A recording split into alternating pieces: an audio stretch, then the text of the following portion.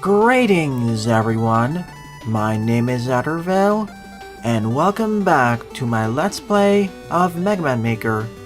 In today's morning live stream, I'll cover a combination of 2.5 hours of Veersmith levels, then I'll move on to art, then memes in a separate stream.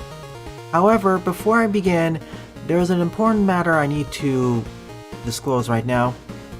First and foremost, I had to move the vacation date up by 1 day, so now I'm going on vacation on April 2nd, which is a week from now, which means that this will be, in fact, the final regular Mega Man Maker stream for the next month. There will be one more stream tonight, but that'll be level pack oriented. So this will impact next week's schedule as well, because I have some rather important other commitments on Friday morning. So here's the plan.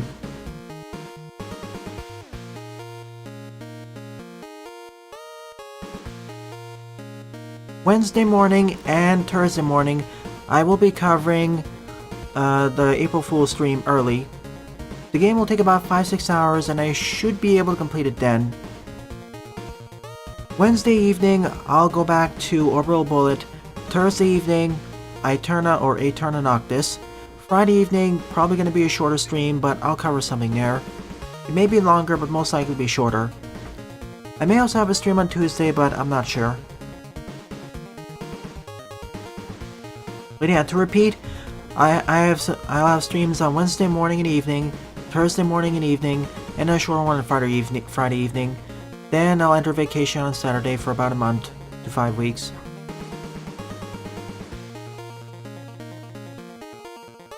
Alright then, let's quickly go over the rules.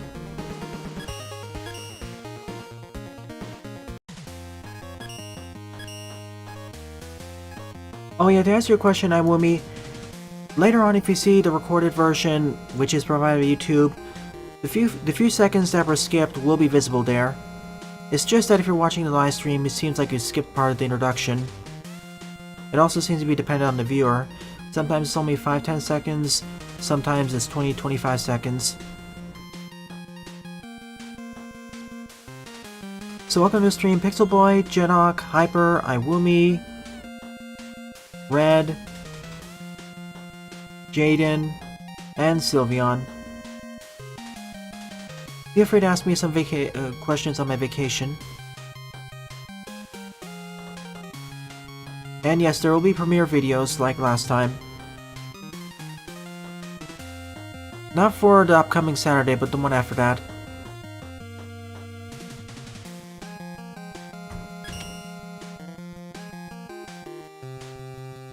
So let's begin with this stage. Joe's So Silly Adventure by Skynya, 15 plays and a score of 6. I'm using the latest version of the mod Mega Man Maker X by Red.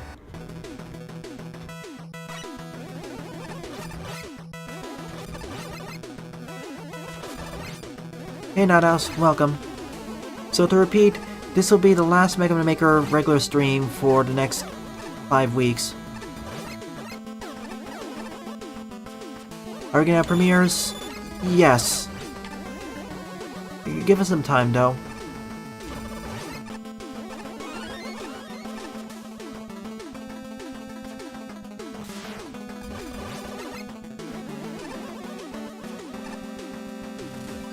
There won't be anything for the upcoming weekend though, because of the start of that.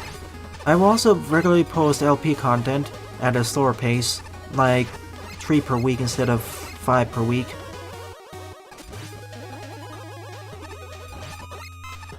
I'll still post pre-recorded content, Sylveon, and I'll still be semi-active on Discord.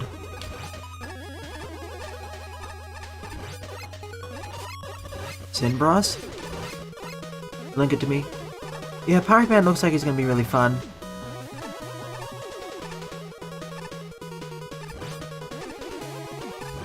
Yeah, Witchcrafty, I think I'll just premiere in parts. That needs to be finished, and I don't want to leave it uncompleted. There's already too many LPs like it that needs to be completed. For instance, even Wizard and the Slug was better than Witchcrafty, I'd say. The only thing that Witchcrafty has to me is charm, but if we're gonna compare it based on a charm, Wizard and the Slug's better. I know it has better gameplay, but not by much. I see something there. Sneaky.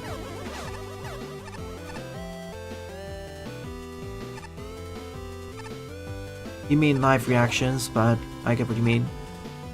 Hey, Buster. Ah, nothing here. Okay, we go to the right then.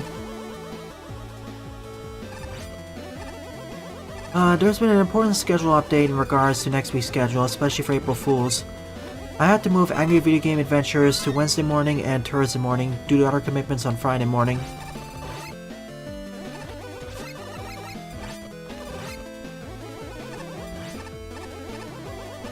I repeat, I had to move the April Fool's stream to Wednesday morning and Thursday morning. Gotcha. I'll see if we can take a look. Yeah, Imp and the Sun got released earlier than I expected. I thought it was being released in a few months, not just a few weeks. It's AVGN2. I only bought AVGN2. As you can see, we have the snazzy icon of X to the right.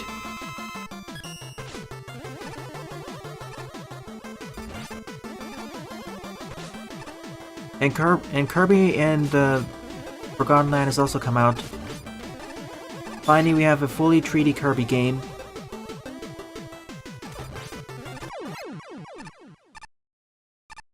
And the graphic style kinda reminds me of Kirby 64. I can't request a key for that, Jaden. There's no options for it for some reason.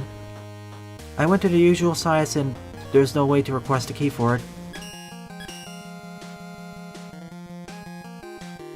Definitely. Kirby Return to Dreamland was originally going to be a 3D game, but they couldn't exactly make it work back then, so they just kept it at 2.5D. Second up is QRN-082 Swim Man by Jinox74, 57 plays and a score of 14. As for Imp, seems like reception is mixed to positive. They may be releasing GOG in the future, and we'll see about that.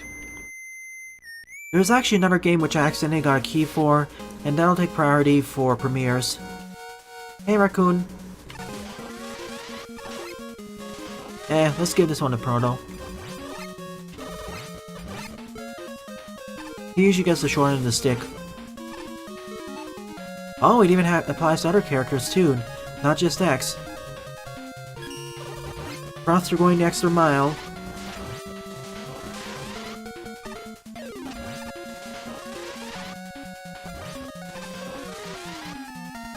It's not bad, but there are noticeable things that I pointed out during the demo which are, well, we'll get to.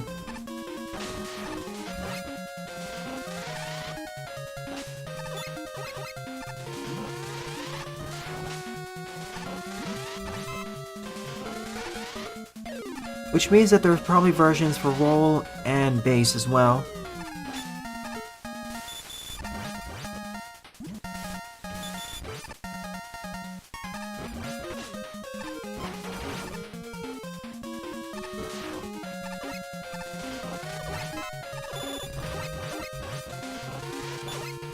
Based on the initial reviews, that is.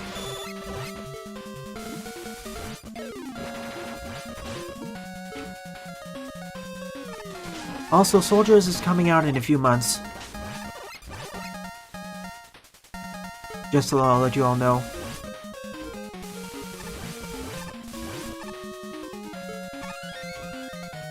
Oh, that could have gone really badly there. I can see why. Tide Man without the whirlpools.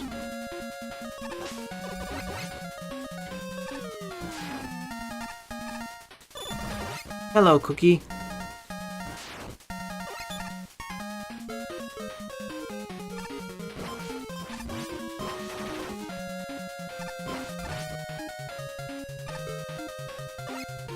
Well, they also have Magwell Tree to contend with, so I hope so.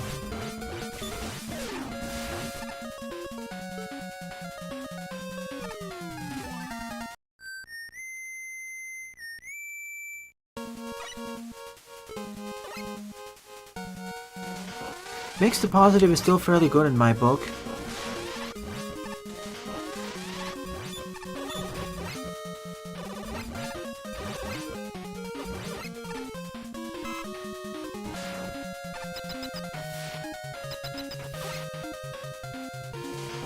The main issues I see are with some of the level progression and the combat.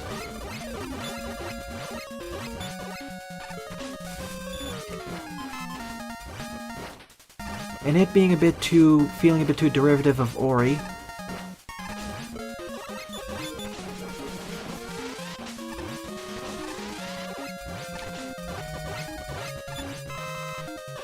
I don't want to shrink breakfast, please go away.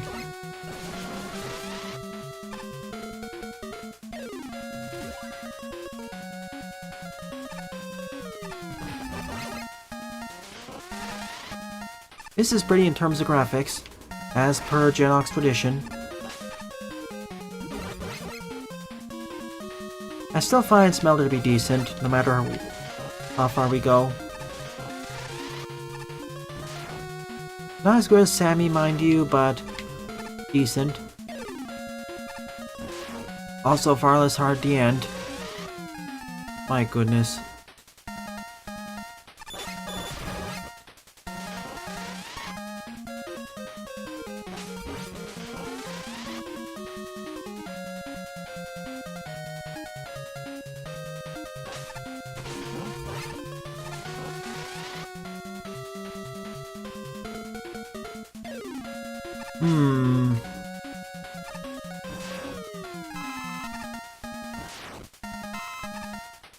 Well, this could be ice physics.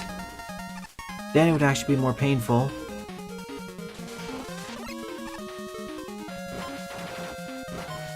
What makes you excited about March 31st, Iwumi?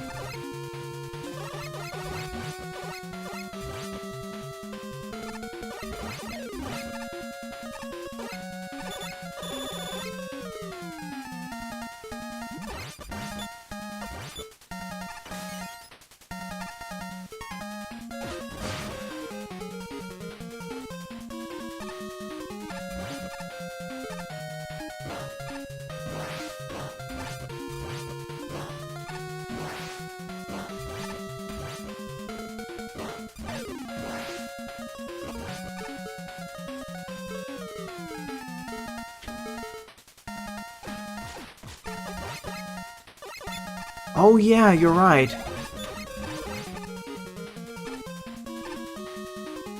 We had March 10, and we have March 31st. That building in the background looks a bit strange when it's submerged underwater. What happened? I guess all the ice melted. Same with Bombman.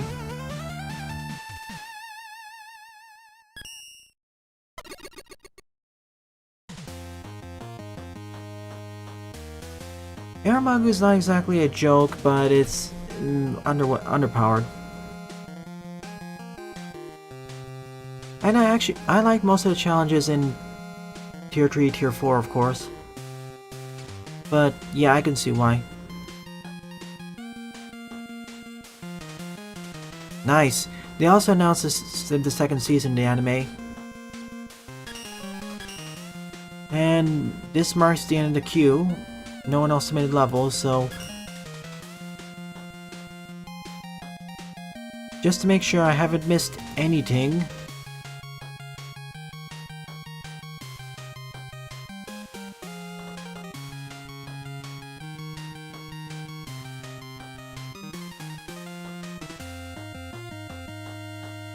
Nope. There's a level pack tonight, but that's of course not here. Okay.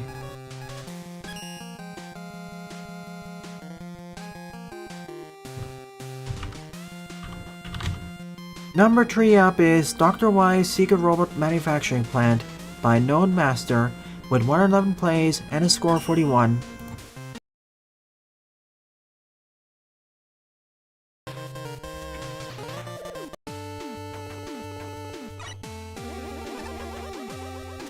Don't worry, as more people show up, we'll get more stuff. And besides, we have to... Yeah, never mind. No, we can't, Jaden. And besides, he has extra lives. He can take it. Hey, Squiggs. Long time no see. Glad you're joining in for the last Mega Maker stream for the next 5 weeks.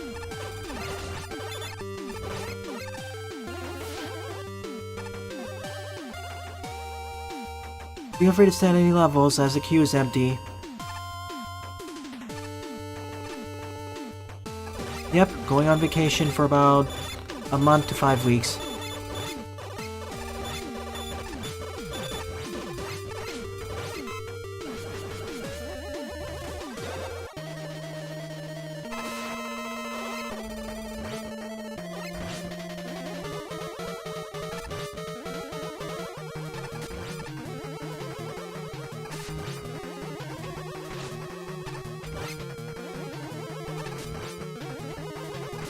Please do.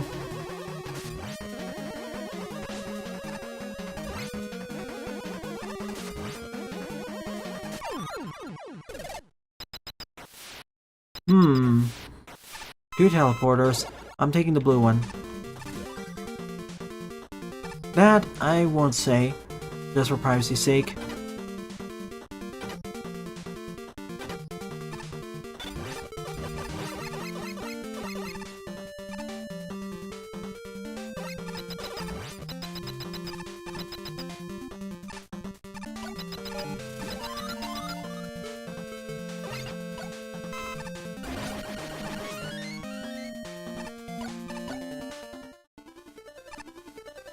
Oh, I see. This is basically Blue Beam.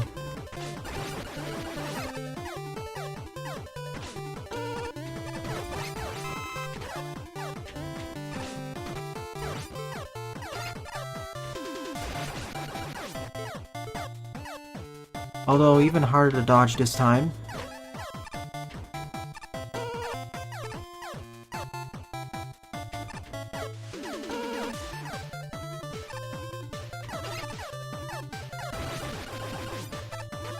There we go, we're out of here.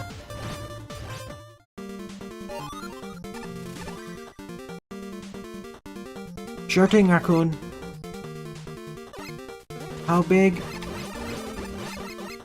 That's a good question.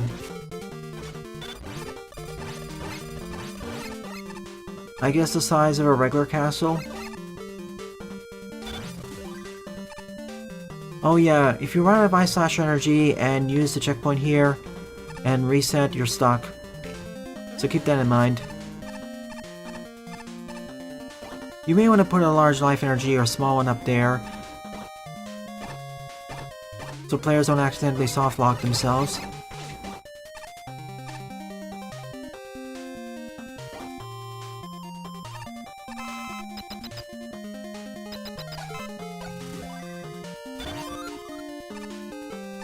Sure thing, Squiggs. Hey, not all games can be winners.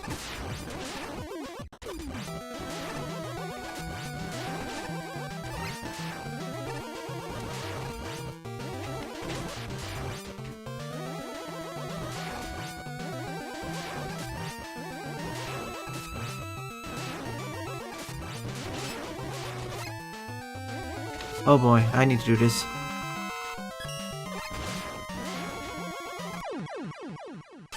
And that's the end of the stage. Oh, it doesn't actually damage me, that's interesting.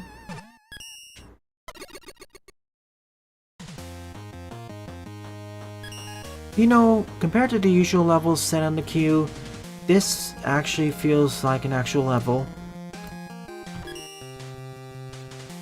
If you spend enough time watching my LP, you know how much I think most of the levels submitted on the most popular queue don't deserve to be there, but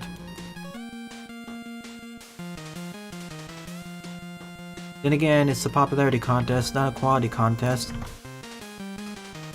I just don't get how some of them get so popular.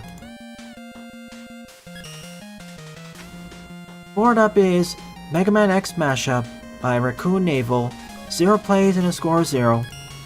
This was submitted just now. Submitted and uploaded, that is.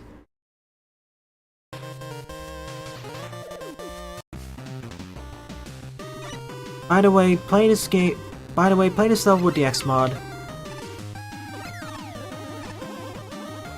Welcome to the X Highway in the first game. Hopefully you don't have any jam mirrors to worry about.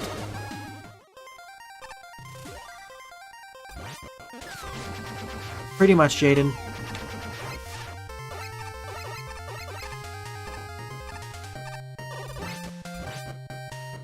I'm really excited to see how Bat Boy does.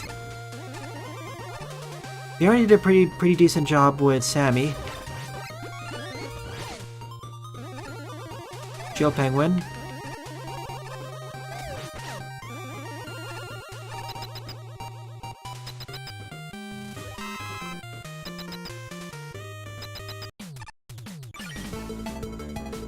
You're more of a danger than Chill Penguin, to be fair.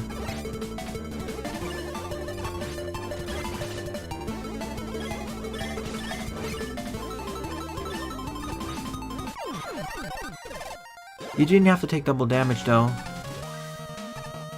Spark Mandrill. Are we going in weakness order? No blackout gimmick? For shame. Then again, it makes sense. We didn't crash a dead rogue armor to this place.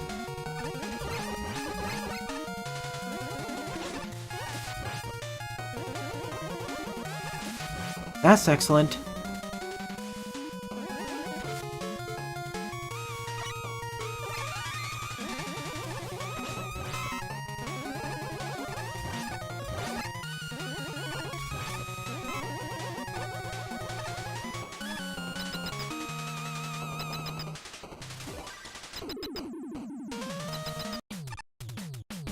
Aw, it's you.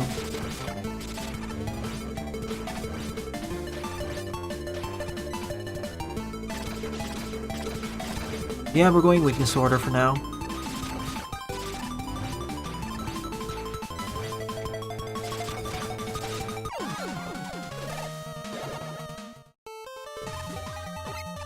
Definitely weakness order, because this is Armored Armadillo stage, and they're weak to Electric Spark.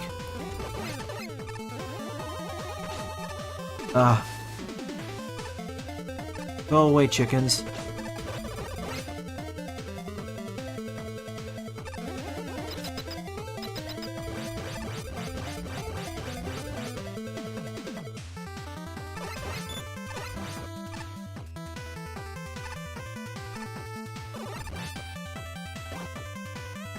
We only need to get through the stages. We don't need to worry about hard tanks and what else.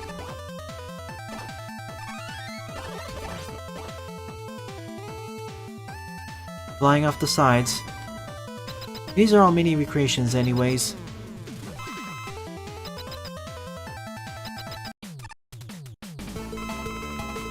Yeah, you're fitting.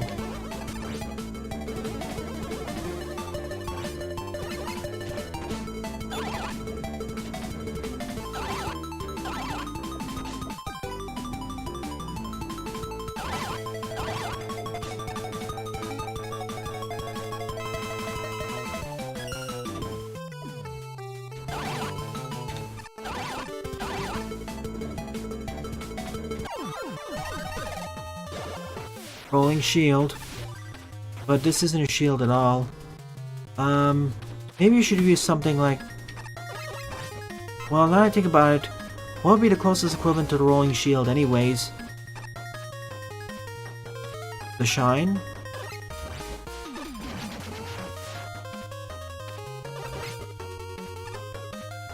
I mean, it has positive reviews, but some of the things I've noticed there are kind of concerning.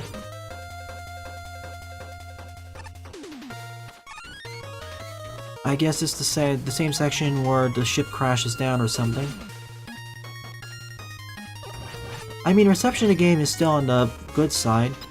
Not perfect, but not bad. Remember, for Steam reviews, there's only really 3 options: positive, negative, and meh. You have to read through the reviews to see what it is.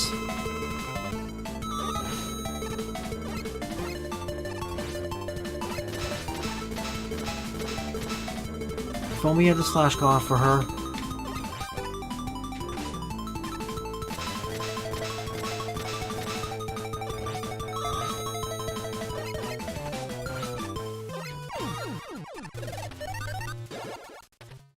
Arming torpedo.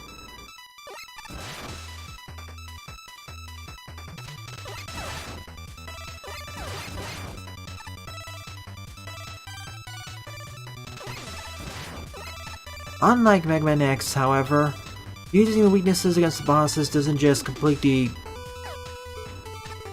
well, wreck them.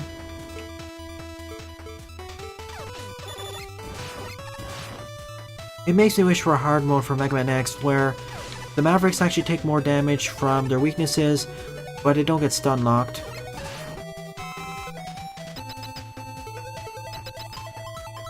No kidding, trying to even make a good AK 8 out of 10 game is really hard in my book. And somewhat subjective as well.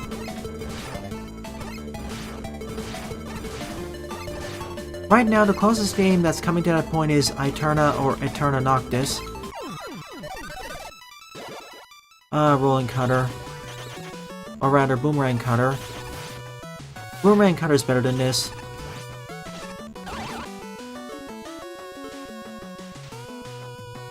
Let's grab the Heart Tank. I realized that all these E-Tanks are the replacements for the Heart Tanks. And please, trying to aim for Elden Ring reception is too risky, I'd say.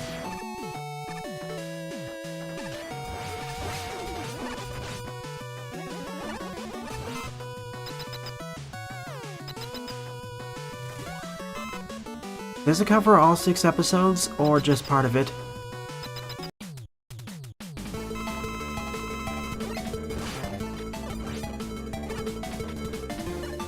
Sting Chameleon. The amount of man fights really differently to him, but I'm not sure what the replacements would be. A better one, that is. Storm Eagle. All 9? Whoa, that's gonna be really content rich. Traveler's Tales, right?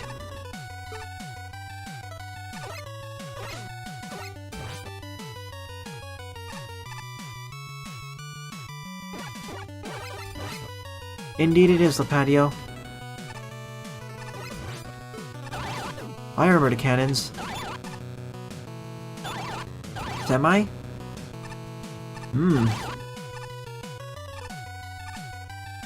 When I say risky, I mean not the best I mean reception in terms of that level of popularity / notoriety. When that happens, a game's faults, especially flaws, get magnified quite a bit. And many indie studios won't be able to take the attention or pressure. I don't know, that's just me.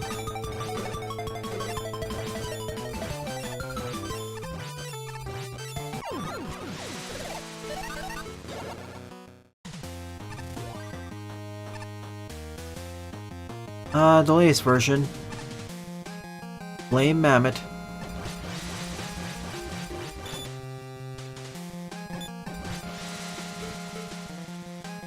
Excellent. The grunts are one of the main reasons why the original ones were so charming. Instead of going for poor quality voice acting, they decided to go for some more humorous acting.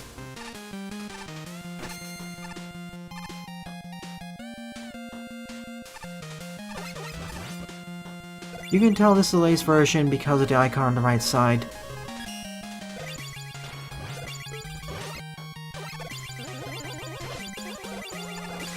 The issue with the water temple isn't so much the temple itself, it's having to equip and unequip the iron boots, which was fixed in a 3D remake.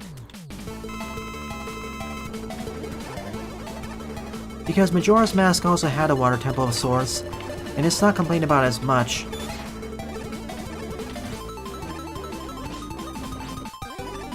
Good.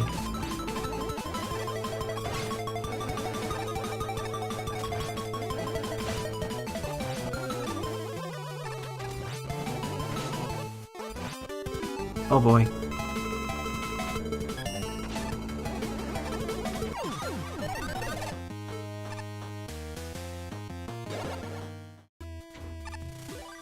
Now we're at the Sigma Palace. It's like what you said, Jaden. Sometimes bad UI can really harm the game.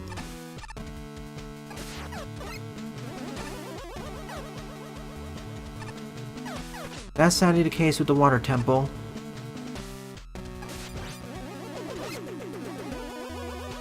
They really should have made the Iron Boost more of a toggleable item.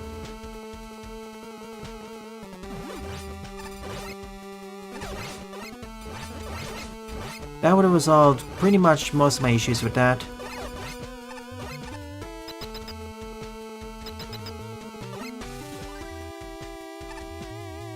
You mean Legends 2, perhaps? Yeah, Ocarina of Time, for when I played, it has, I guess, decent enough controls.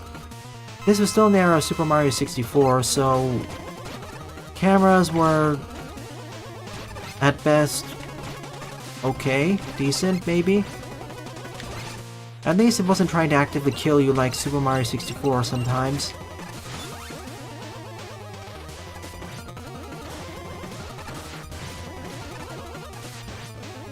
VortonWily's version. I like that one better.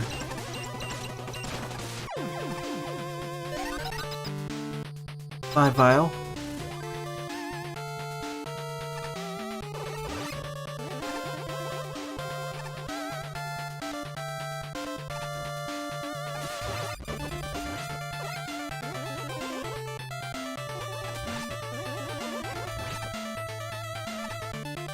I think I'll replay the game in private. I'm still in the honeymoon phase, although a painful one. Indeed, Squiggs, that 40nix. Big shot, boss spider. Or is it bow spider?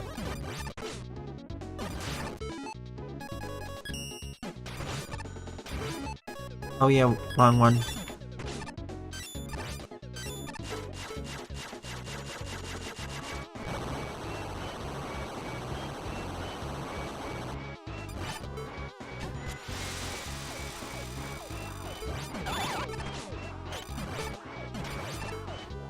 Wait, what happened to your weakness?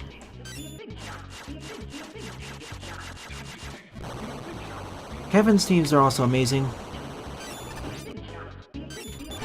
Shouldn't he be weak to shotgun ice?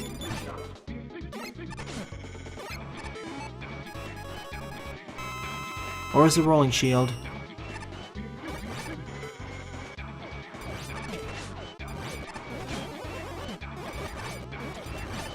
I think the weakness was lost. This doesn't seem to be working. Sifu?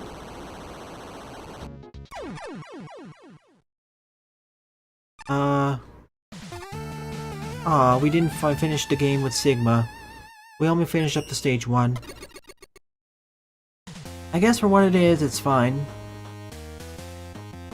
Sifu also has a pretty inspiring story, considering that their previous game, Absolver, was an indie game. Oh, gotcha. I mean, bow spider with this much larger arena is far easier anyways. And he doesn't get faster at low health.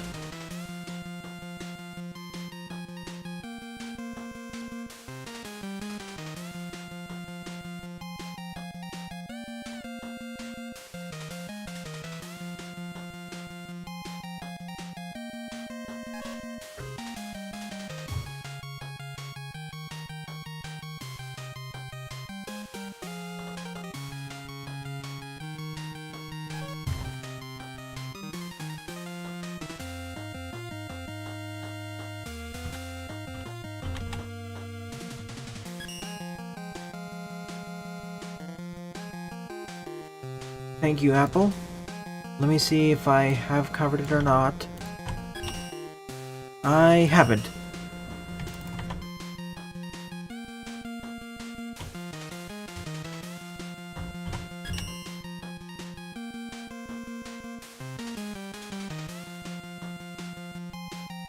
Fifth up is Squeezy Mcfreezy by Squiggs, 19 plays, score of 8.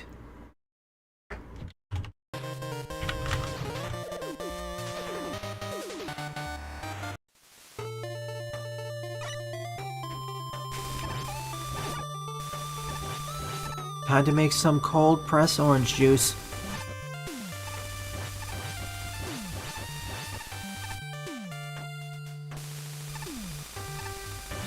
From what I played so far, Turn Noctis is a contender for being a good game.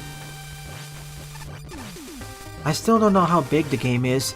It said there are 16 areas to explore, but based on the amount of progression I had so far, unless there's something I'm missing or there's a Dark World or AU, there's clearly far more than 16 areas to explore.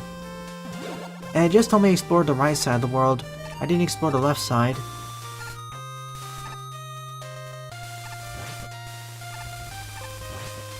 Sure thing, Buster.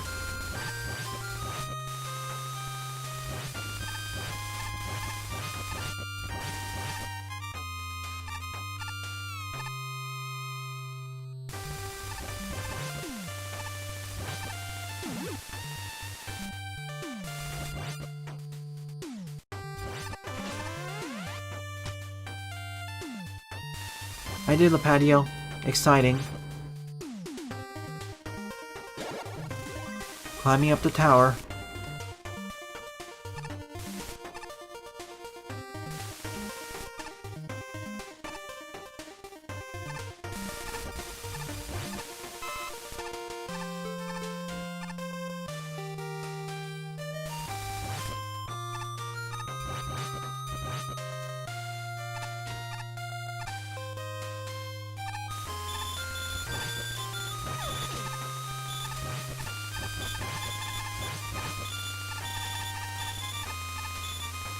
I like this remake of the original stage.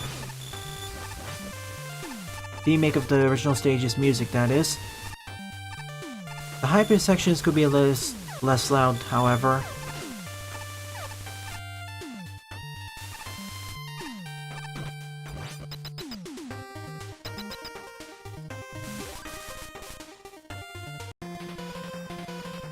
Oh, hi there, Iceman. Props for having a different boss fight, even though it's not really that difficult.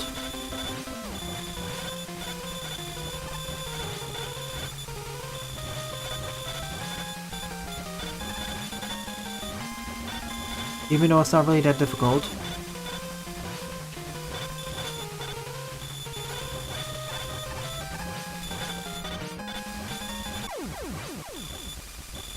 GG for us. Uh-oh.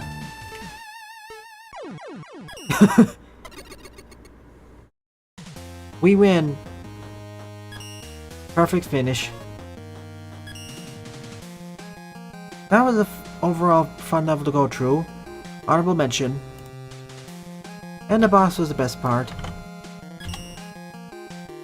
Next up is Rocky Hill Base by Apple123 and 79 plays, score 24.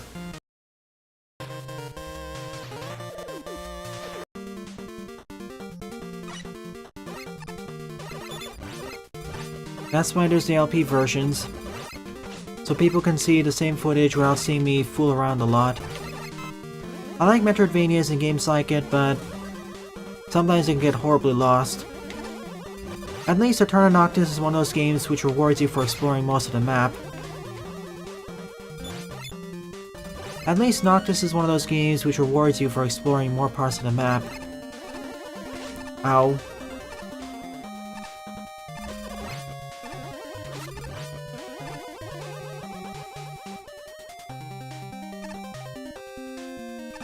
Hey, Gokulis.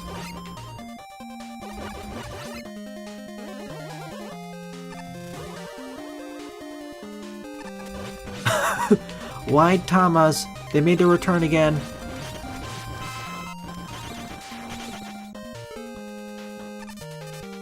This will be the last Mega Man Maker stream for the next 4 or 5 weeks, so if you have any levels, please send them in now.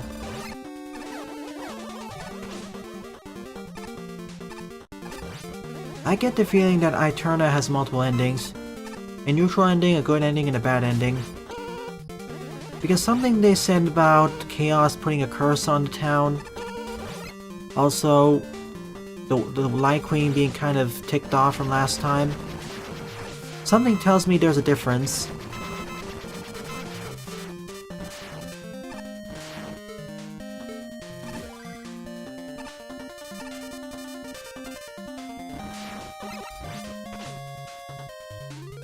And of course, there's at least one optional area.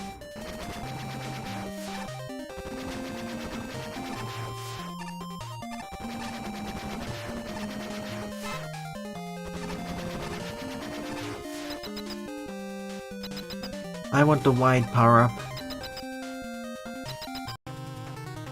Hey, Scully. Ah, of course. Yeah, that's a lot of axes. Must be a glitch.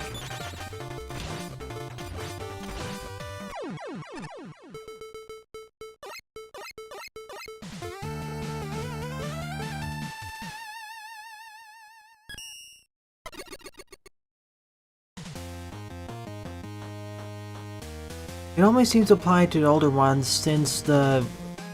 was it 1.6 or 1.7 update? Skull and crossbones indeed.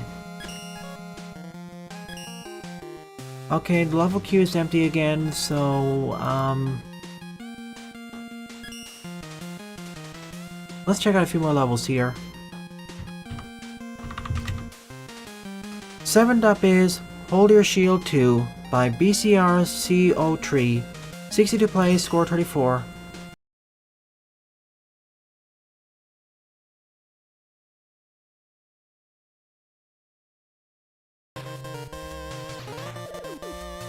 At this rate, they'll never solve them. FaceTime. Here they are in the menu.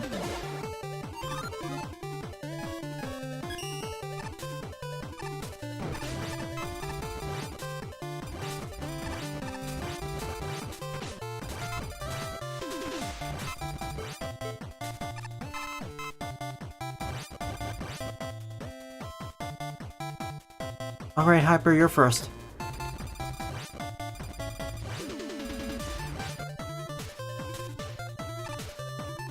I guess this is a power fantasy level focusing on shields.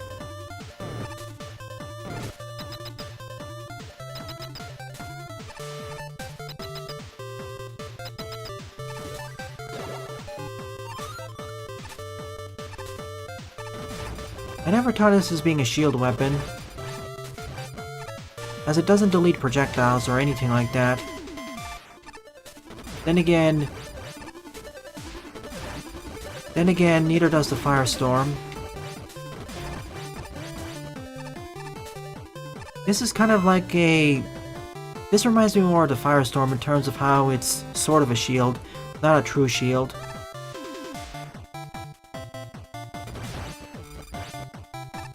What happens if we try despawning this? I'm not gonna try finding out here. Oh, don't worry, Jaden. It already has more content than that. Especially because even if I do one complete playthrough, there are some extra bonuses.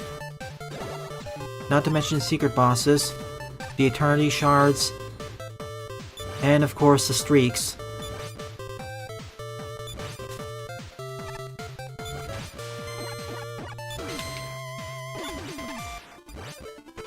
Oh, I have to use this weapon.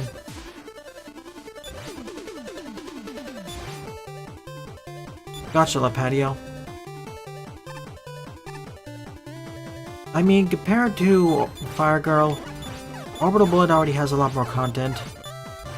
For one, there's a lot more ways to go through the stages. One of my issues with Fire Girl is that there's 1 or 2 dominant strategies for getting through a stage, and you're pretty much incentivized to only follow them, unless you're looking for the fire tomes, maybe. But with Orbital Bullet, there are a greater quantity of optimal strategies depending on what you get. You're not just pigeonholed into 1 or 2 strats. There's more variety. For the time.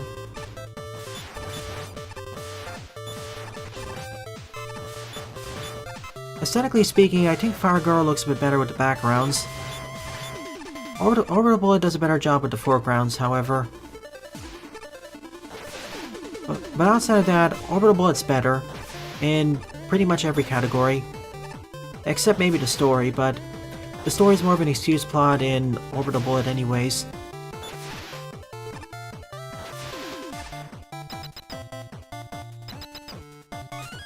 FaceTime. I will do some off-screen grinding to get some more upgrades before I continue on Wednesday evening.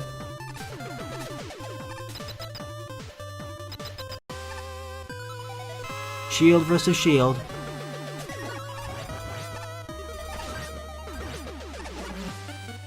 He even deletes his shield. That's news to me. I should have tried it out earlier. And I wish I could have used this in an actual enemy gauntlet. For what it's worth, it's neat. It started out kind of as a power fantasy, then became less of a fantasy, I suppose.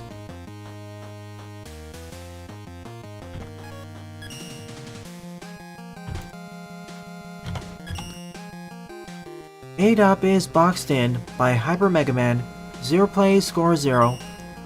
And this level was just submitted.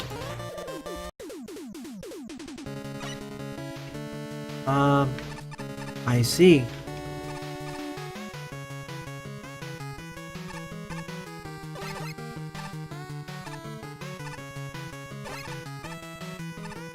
It's an invisible labyrinth.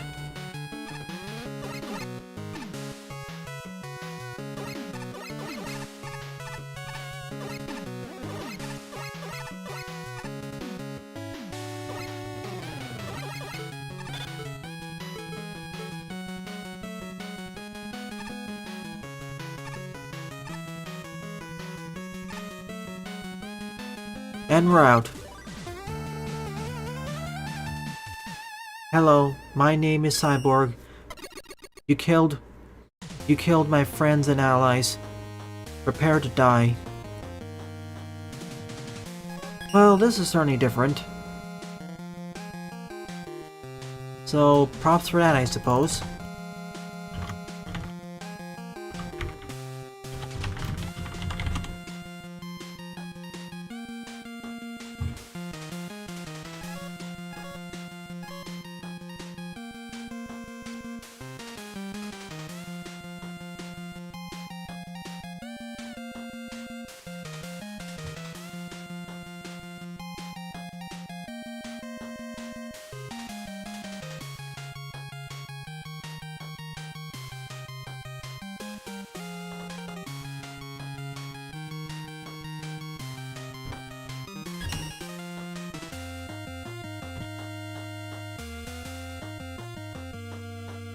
I'll get to your level jock in a moment. First, let me get some more levels done.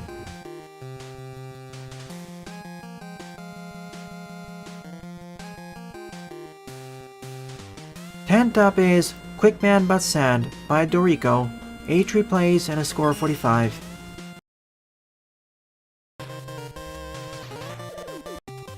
Must have been overhydrated. That's why Plant Man fell.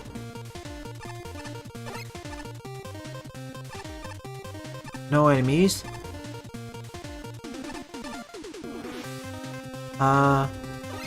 Force beams? Hello?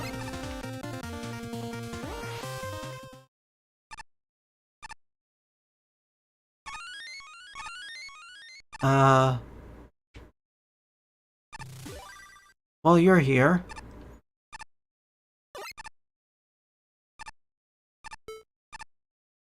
This place is suddenly turned eerie.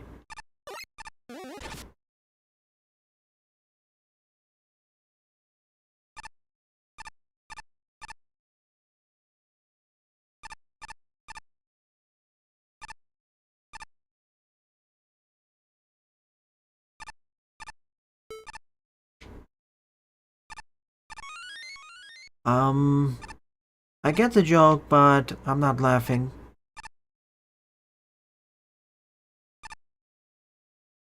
It'd be funnier if the stage just blows up or something halfway, but this isn't the Magmo series.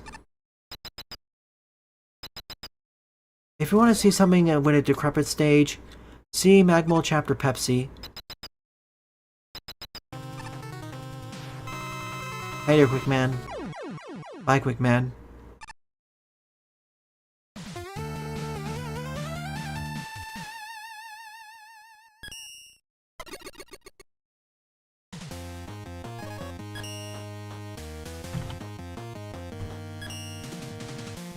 Tenth up is Forgotten Castle by Chupev Dev, 3-play score of 1. I mean, I understand what they're going for the previous stage, but the joke didn't hit the mark for me.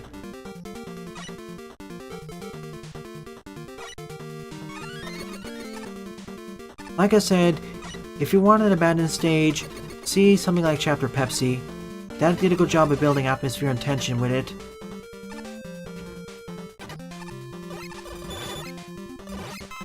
But that was far more story-oriented anyways.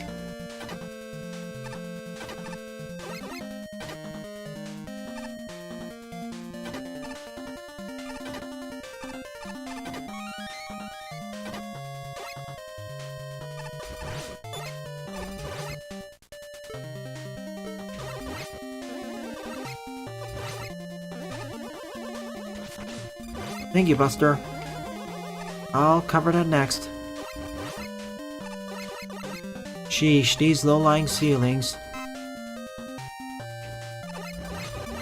This reminds me of another game.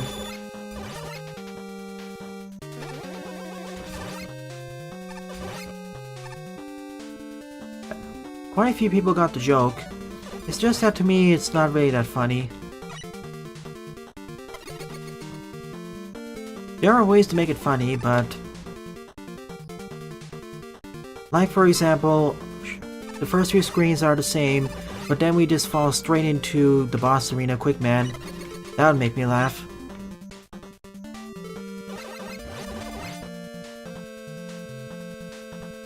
Oh no, he's heard of Mega Man Maker. I'm sure of it.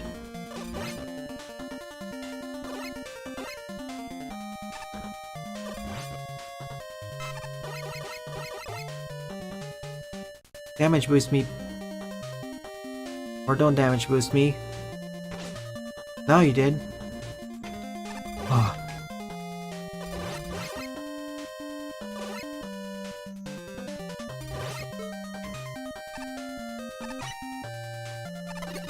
Pixel Boy, what are your thoughts on Sammy?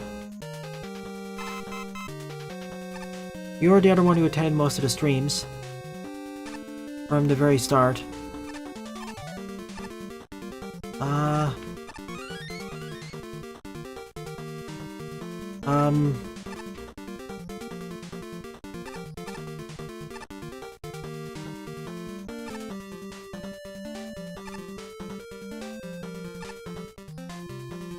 I would be chuckling more at that statement, Iwumi, if it wasn't true for more than a few subs.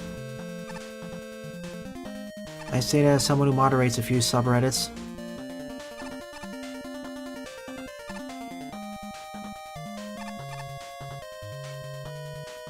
If you want to have a better time there, just stick to the smaller to medium-sized subs. But that's not a guarantee either.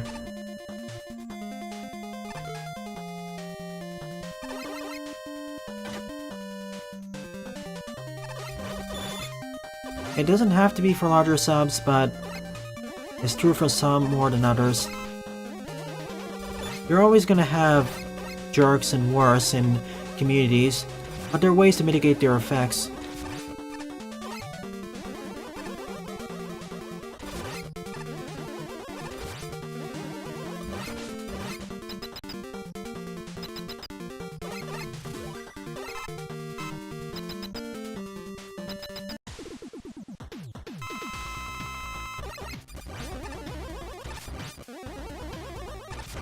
Outside of maybe 2 serious omissions, it's fine.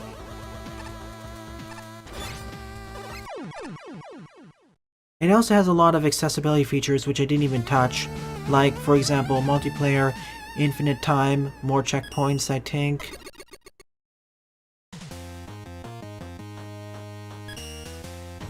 Like I said, A large community or very large community being full of jerks or inappropriate or worse conduct, that's not a guarantee. There are ways to mitigate it and make it much better. It all has to do with setting and enforcing rules and setting standards and examples.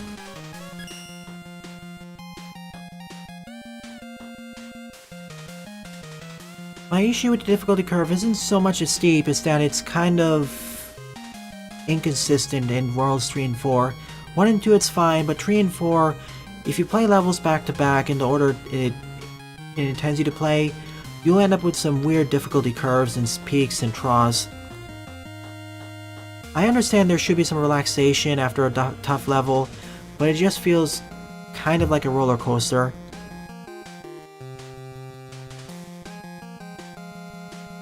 A stop move would be nice. I really want is just a break. Spin dash, yeah, like Sonic 2, that'd be interesting for some level types.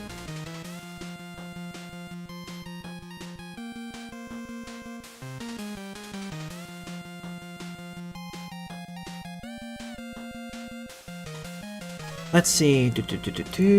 Okay, Buster, you're up next.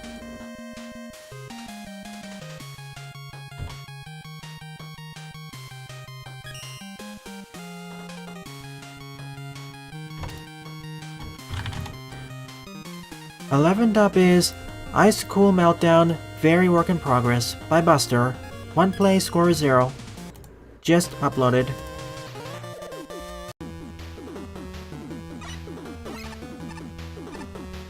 Alright, you jump in? Oh yeah, you're right. March 31st is International Trans Visibility Day.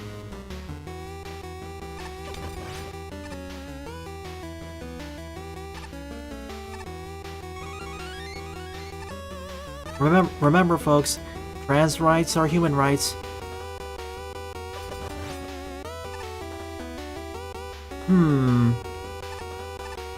Okay, showing us that. Come on, throw your pitch.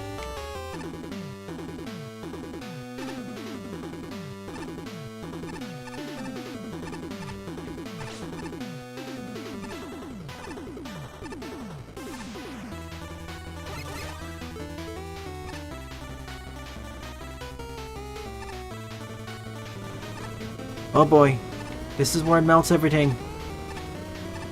Help, help.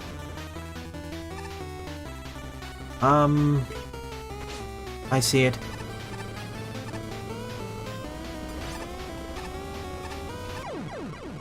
I see what the challenge is. First it was fine with all the tackle fires and fireballs and whatnot, but with the firewalls, it's basically a time-oriented... You basically have to go to the gauntlet as quickly as possible before the terrain just melts away.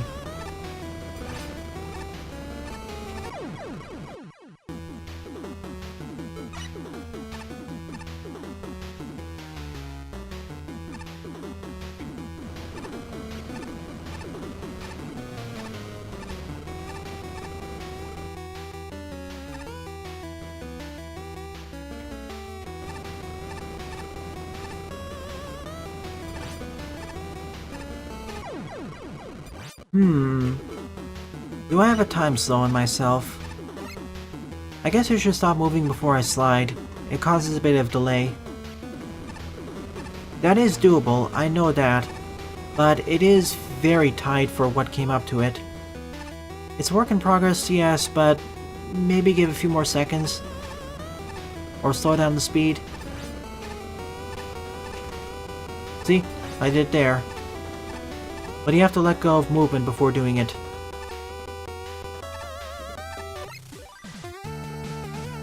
It's a cool idea for a stage, but you have to be careful with balancing the difficulty because if the firewall even just glances against the ice, it'll melt. Perhaps give players the ability to slow down time. That's what I'd highly suggest for a stage like this. You can also think of some other challenges like involving the tackle fires, the fire wave generators, and the fire bars. But for what it is, it works. Alright, I'll be right back in a moment.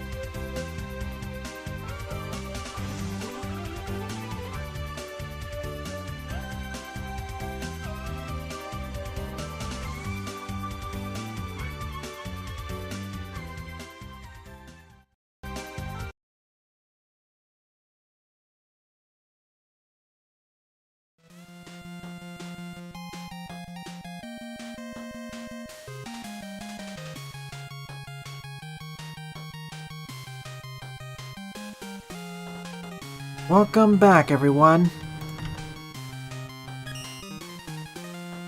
11th up is Escape Protocol by Rhayvenloft with 17 plays and a score -2.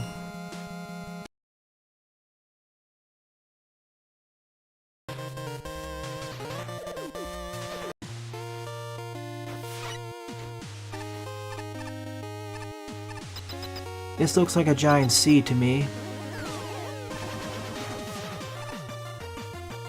I guess this is in space.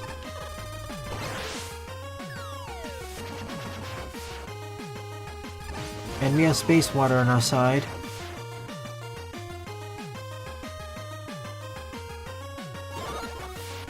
Ah, good, this was the correct option. Thanks.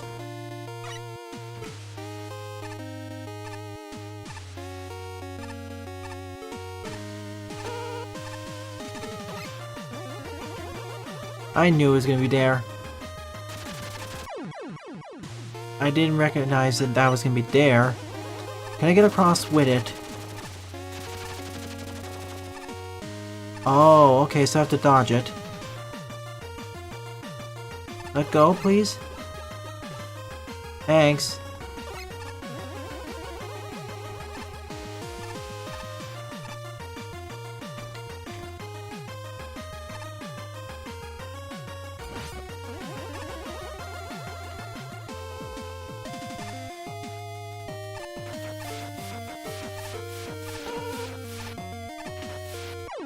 Oh, yeah, I went under it. Sorry.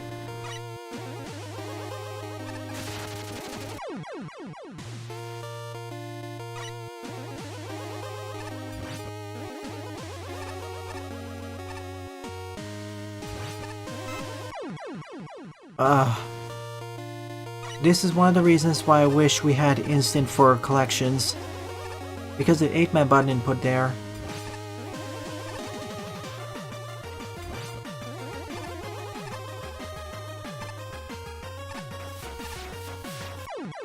Also, this is one of those sections with a low ceiling and moving platforms. And you know how I feel about those too.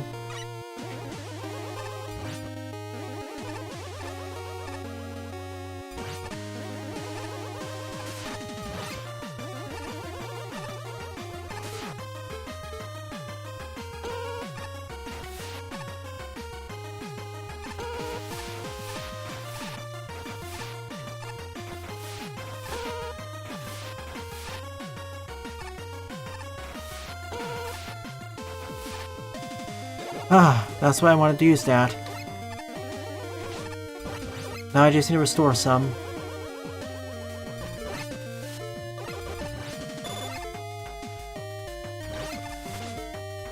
If you don't want to use that, it's not as fun.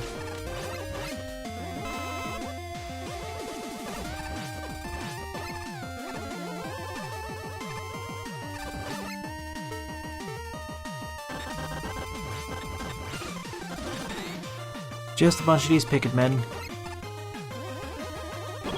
In a kind of repetitive format.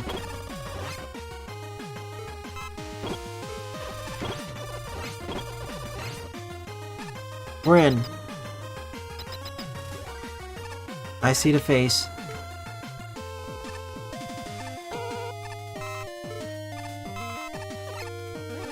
It almost looks like it's sticking its tongue out.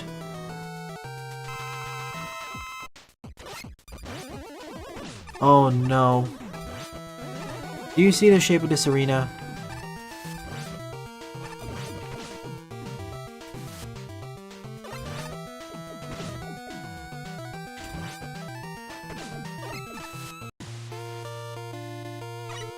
Man, that really favors him over me. And I don't have any tanks either.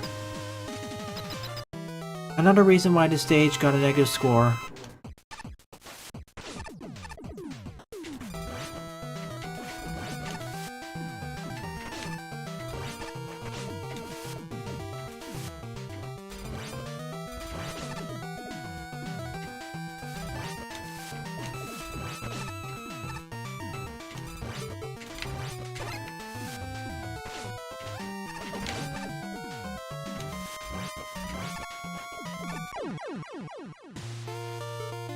This is gonna require a few attempts.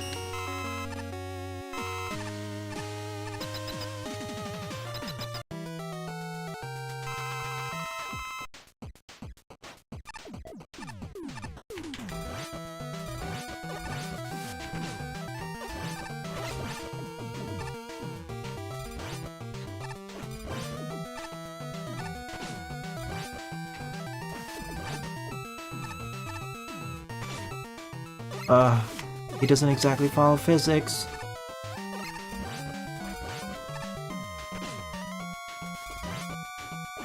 Looks like you can delete the ball too. Thank goodness, that makes this fight a lot more manageable. You can do it Buster only, but I highly don't recommend it, similar to that first section earlier. I totally understand why this is gonna take his score.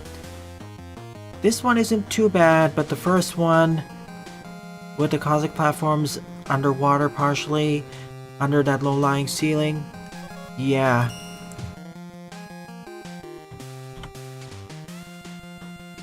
Hello there, Emerald. Welcome back. 13th up is Timber Terror by Saxzone. 19 plays and a score of 9. Nothing. Just playing through a bunch of levels.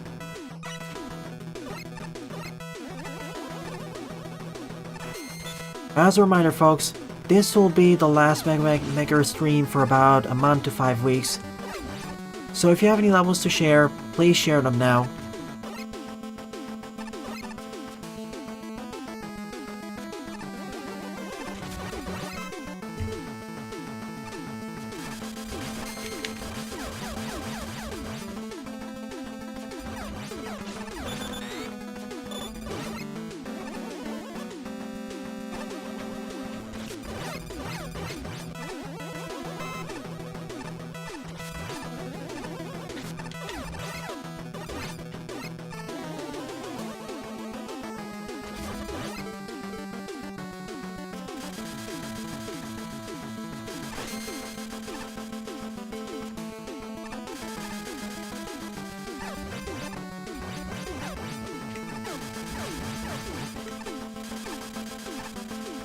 More examples of why the Leaf Shield is one of the best shields.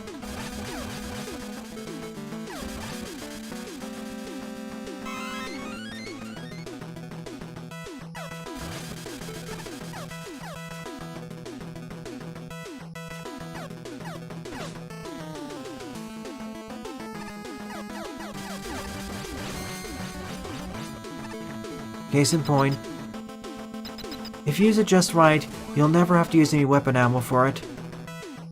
When will I be back? Let's see.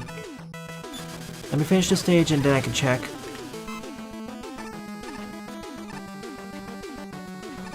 Oh yeah, something else I want to point out about the shield. I need to get to a shielded enemy first.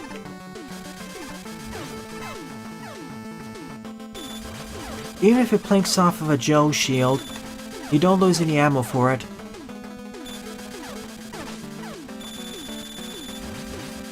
With almost every other shield type, if you actually use the shield and it plinks off an enemy, it counts as it being used and it decrements the ammo, but not for Leaf Shield. Thank you, Matt, you saved me.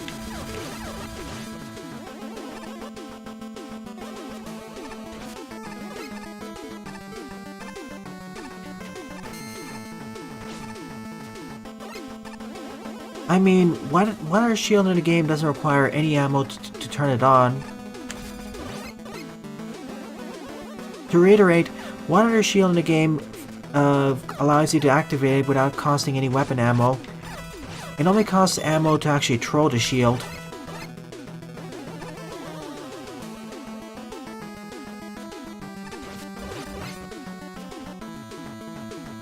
Nothing much. I guess this is an okay stage, maybe decent. I've played thousands of Megaman Maker streams up to this point. Levels, I mean. so my gauge on quality is kind of messed up.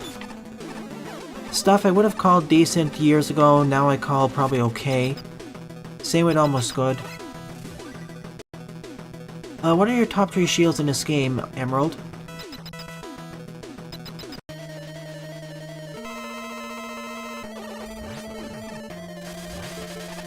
Of course. Even while stunned, it works. If you even saw it. Alright, let's see. I begin vacation on April 2nd, so next week. And I finish vacation, and I will return on...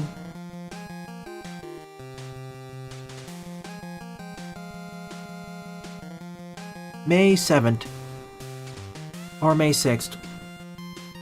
To repeat, I'll enter vacation on April 2nd and finish it on May 6th or May 7th.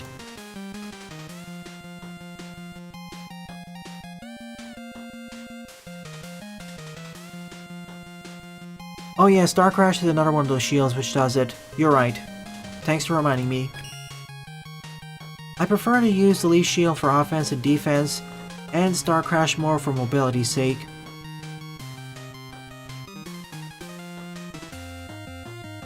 Dual Satellite's awesome, especially for mainly for defense. Firestorm, great for offense.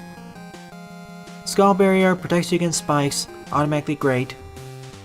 Both spikes and spike likes. Now, if only the Junk Shield was here, or the Nail Shield.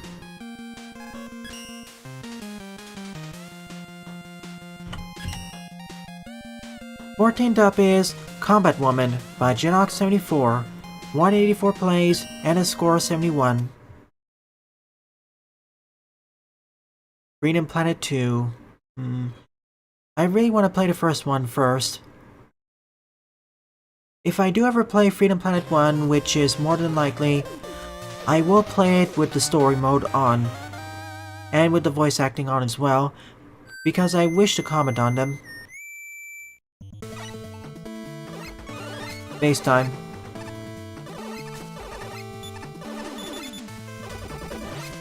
I know the voice acting has more than a few detractors, okay, a lot of detractors, but I have a lot to say about the game's story and voice acting, especially storyline.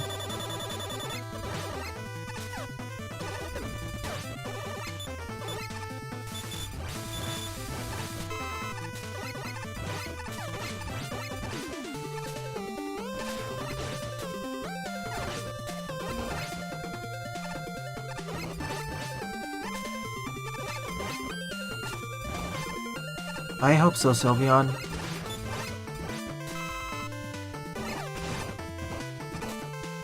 Yeah, I love the Junk Shield. In the mainline Classic series, it's one of the best shield-type weapons, period. In fact, I say it's my second favorite shield. Next to Jewel Satellite, that is. In Mega Man Maker, it's a bit different because of buffs. For instance, the Water Shield in Mega Man Maker is a lot better than the one in Mega Man 10. I used to like the Water Shield a lot more in Mega Man 10, then as I played the game more, I found it had a bit more issues than I'd like. Then again, that applies to at least more than half the weapon catalog in Mega Man 10.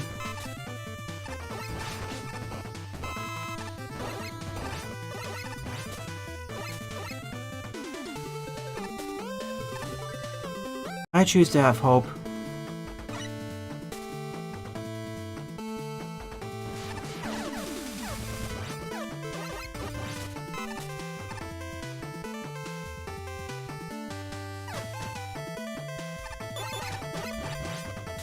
I choose to have hope in these situations, but yeah.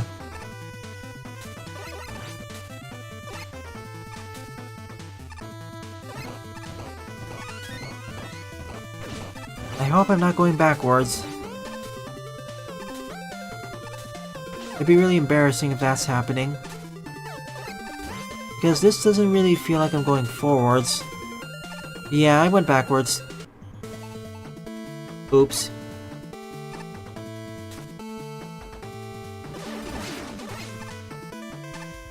I think I believe the Megaman 10 weapons are better than the Megaman 5 weapons, but, well, I feel that 5 of them in the main arsenal are kind of too situational or too underpowered. The 3 weapons which I feel are fine in Megaman 10 are the Solar Blaze, Triple Blade, and the Wheel Cutter. The other feel like they need buffs. The other feel like they need buffs.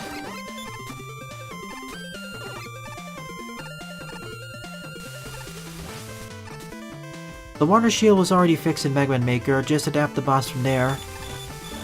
Chill Spike, too situational, not strong enough. Rebound Striker, see that. You should be able to fire 2 of them at a time. So on and so forth. I mean, I like the ideas of the weapons, but they would work better if you actually had less situational weapons in conjunction with them. I get what it's supposed to be used for, but the problem is it's kind of difficult to aim, and the effects for actually nailing a target with it are kind of lackluster.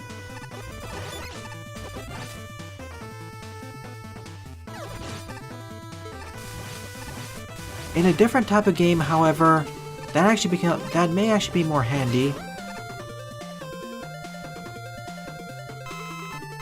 I love Alternate Paths Genok. It's great. It adds to the stage's replayability.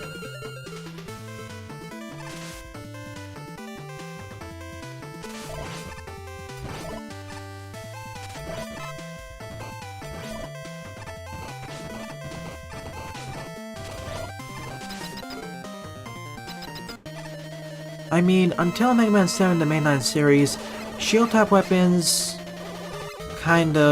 true shield-type weapons were kind of lackluster.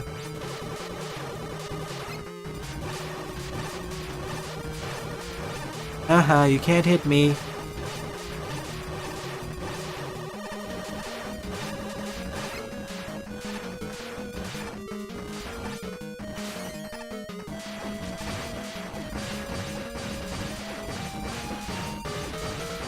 When I say true shield-type weapons, I'm not including stuff like the Firestorm.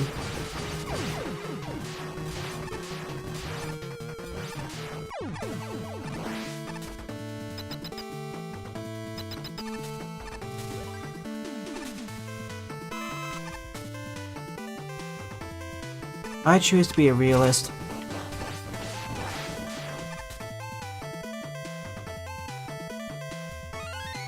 Oh darn, I should've gone for right.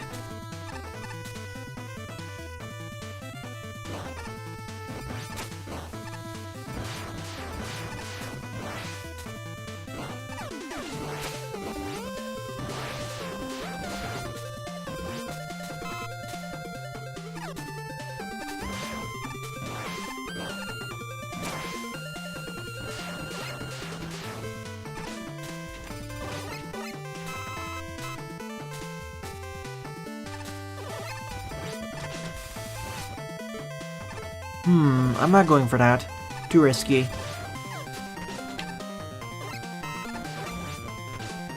Instead of 3, it's 2, and I got them locked there.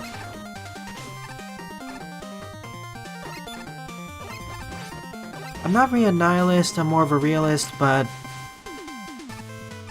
to be honest, kind of a hot take incoming.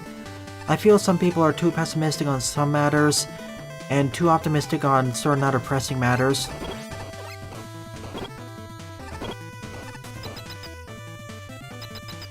I used to be scared of a lot of other things when I was younger.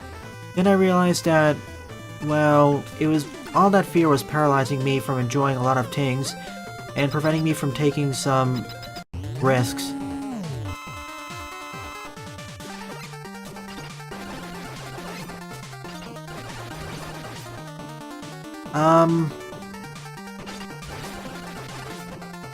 Okay, Crashman.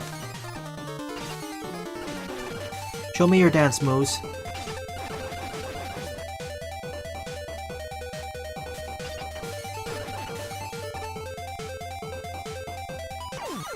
Thanks.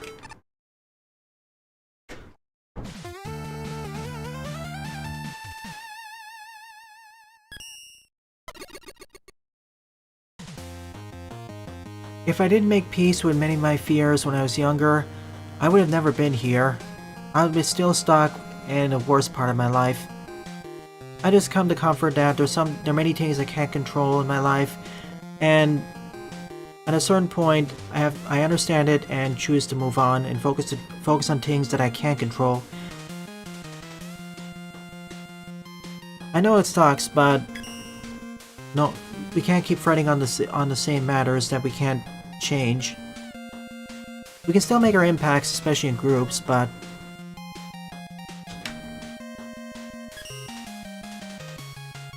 me neither, Jaden. I still care. See, I still care of a lot of things. I just chosen to understand that I can't care about everything. No one can. Pick and choose and focus on them. And most importantly, try to be sympathetic and empathetic to others. Try to understand where they come from. You don't have to agree with them, but at least try having understanding. That's the thing that's sorely lacking in the world today. At least tolerance.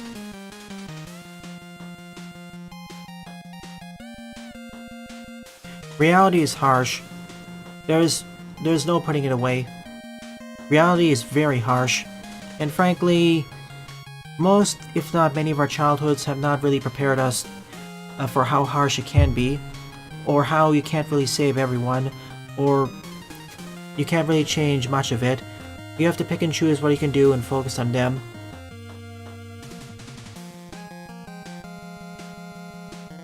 We can't become instant experts in everything.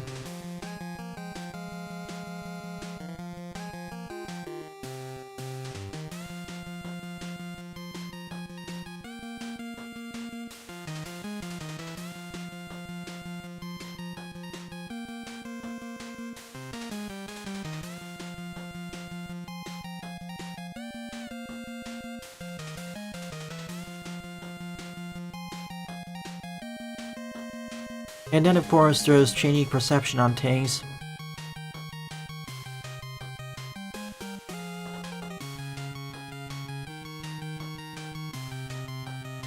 Alright, who's next?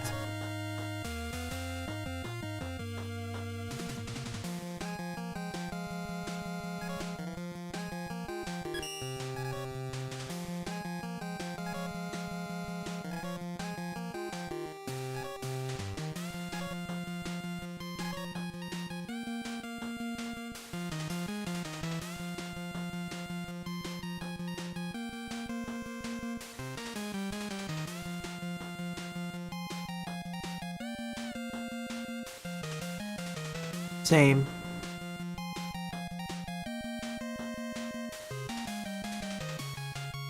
If you're gonna be in that sphere philosophy, at least be a humanist or absurdist.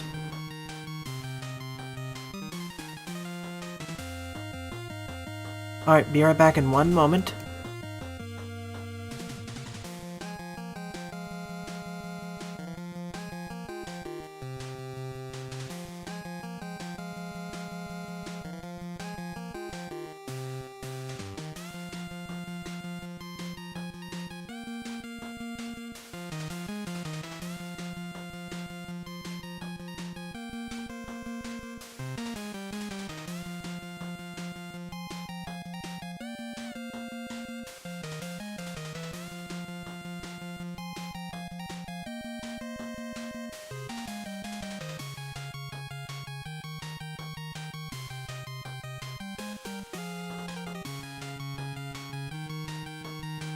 There are legitimate reasons to be pessimistic on things. I am actually on a few matters, but I've come to peace on what I can and can't control. It wasn't easy, mind you, and I'm still working on a few things. I still doom scroll too much.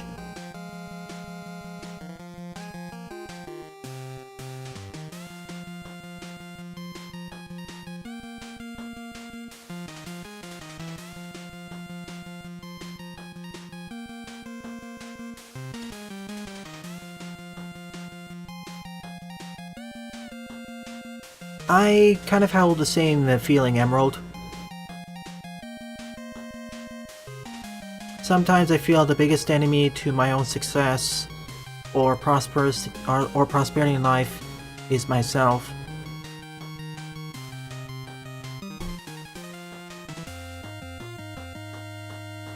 Easier said than done, Jaden. Like I said, we all have problems. Our own personal flaws.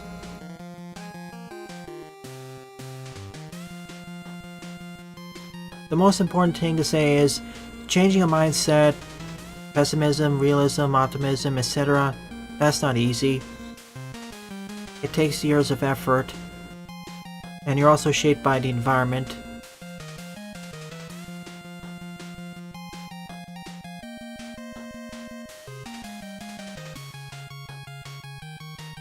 Oh yeah, Buster. Tomorrow morning I will be streaming X-Dive. Anniversary event plus 2 or 3 chapters of the story. I do want to show off Cinnamon 3-star shield bashing everything.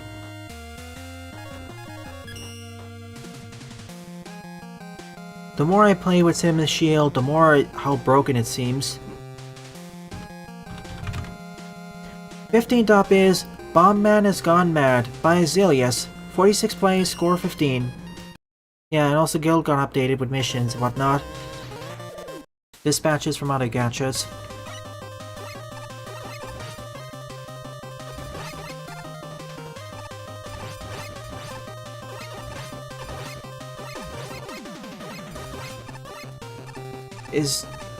I sort of recognize this team. Is it Hurricane Hotson?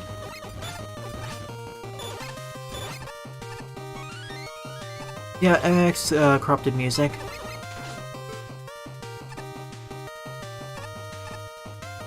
Hey Cowleb, welcome. Oh, dangerous stage.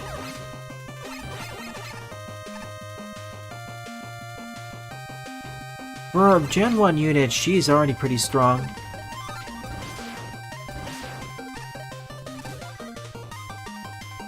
As long as there's nothing that can cancel out her shield, she pretty much breaks most of the stages. Not to mention how the shield also gives you damage buffs. I mean using the thing that creates the shield.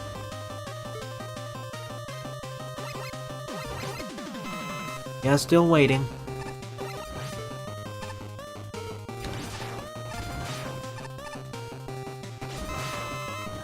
Oops. The first time I play that game, I'm gonna play it at A rank difficulty. Then when I replay it, I'll play it at S rank.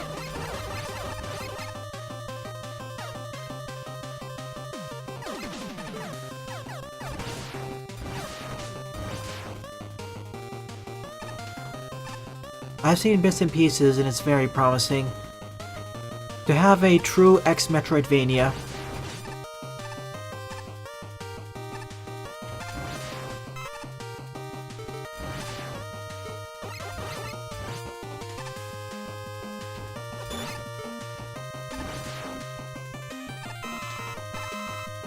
Yeah, Dragon Man. I already played a Jeff Extravaganza, and Dragon Man, even considering how much of a scrap post it is, it's looking interesting in its own right. Black Zero's tanky? That's the opposite of what I would think. I would think he'd be more offense oriented, less tanky. But this is X-Dive, so what am I saying?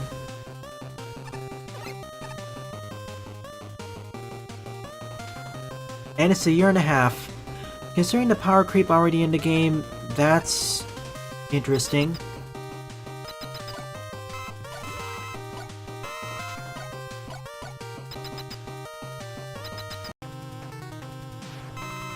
I wouldn't be that harsh, Jaden.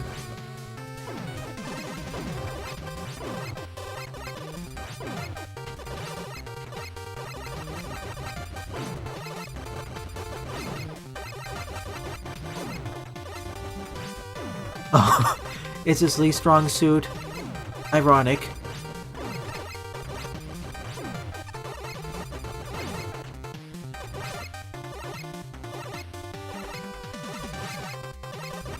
I'll have to play X6.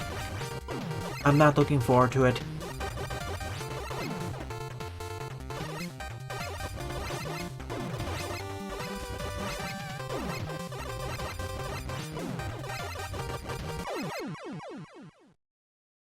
Yep, I've seen some of those free polls and I'm doing it. Yeah, I'm planning on playing through the entire DX series, including Command Mission.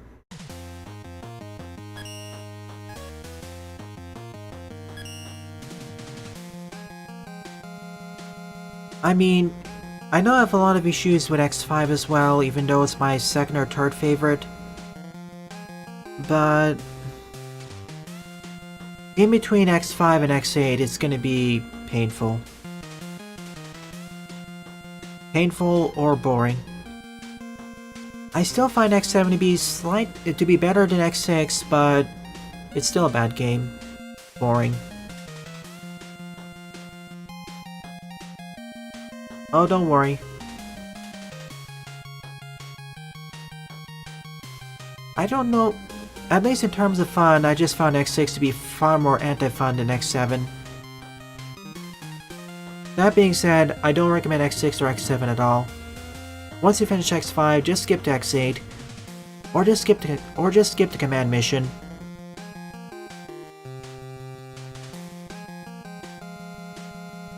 Oh yes, I will play Magmal Tree, definitely. After all, I did submit a level for it, or rather, we did.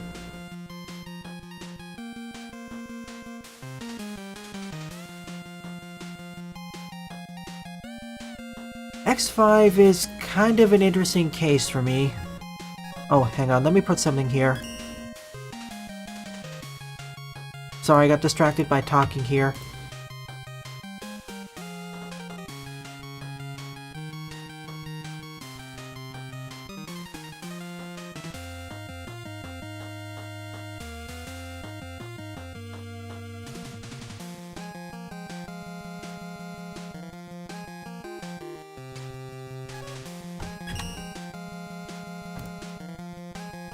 Sixteenth up is Ultimate Collab 1 by It's Baz's 112, 25 play score 4. X5 is an interesting case for me. I didn't quite like it as much when I first played it, but as I played it more and more, it's become my second favorite alongside X4.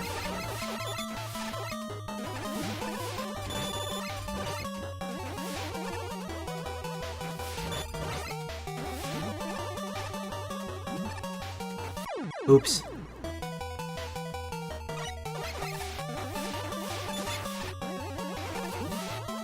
X8 is my third favorite.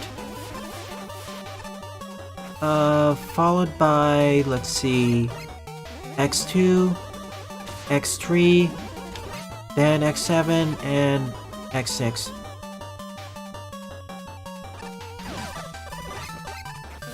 I'm assuming the original versions, not ROM hacks. My favorite X game is of course X1.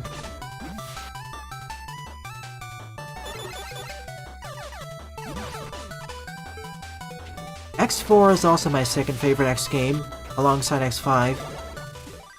I really wish X5 had the same production values as X4, because after playing X4 and going to X5, it feels like the production values took a noticeable hit. Where are the anime cutscenes?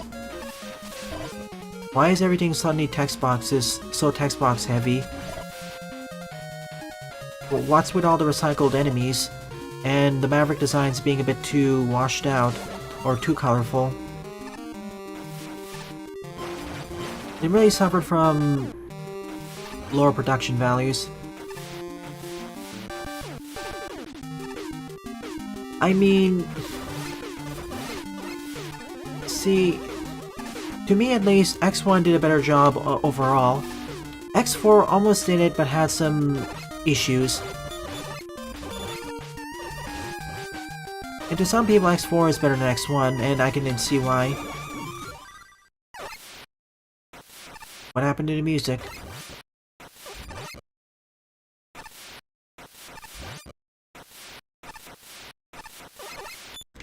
think X4 is kind of overhyped, but I still find it second favorite. It's not as overhyped as some other games in the Mega Man series. You know which ones I'm talking about.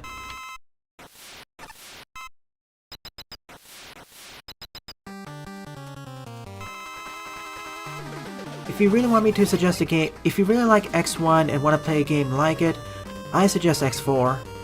Although X4 I'd say is a bit easier.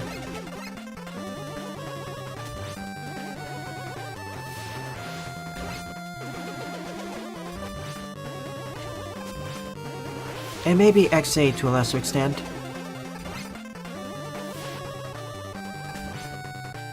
X2 is kind of more the same as X1, but not as polished.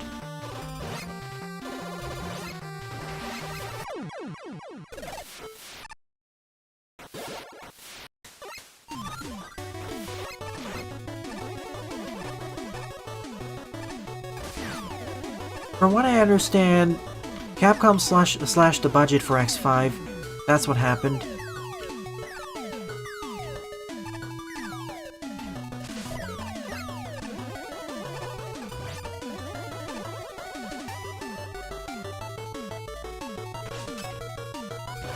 Yeah, the story for X5 I think is better than X4, minus a few things. Sure, Dor.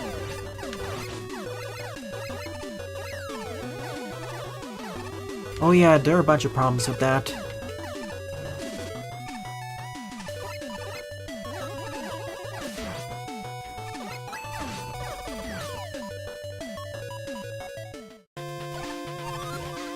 Wow, this level has more than one pat.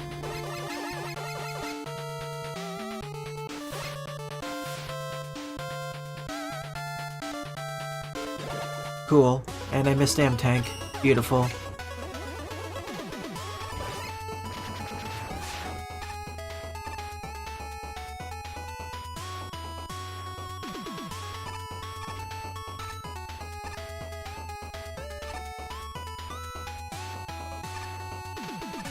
I mean, in most cases for X3, the right armors were too situational anyways, so not much of a loss.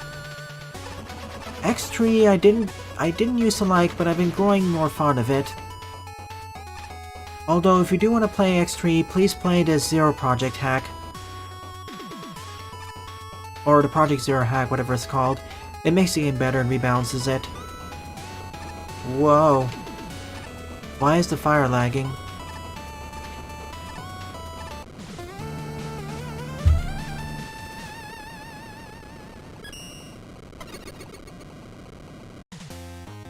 X3 forces you to think harder, yes, but I feel like the difficulty curve is kinda messed up in the fact that enemies deal too much damage from the start. The Project Zero hack fixed it, or the Zero Project hack. And that turned into one of my favorite much more favorite games.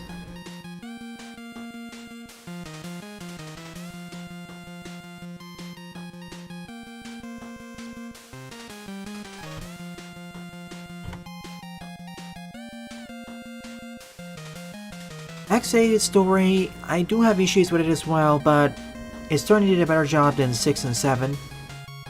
Not up there with 5, but better than 4.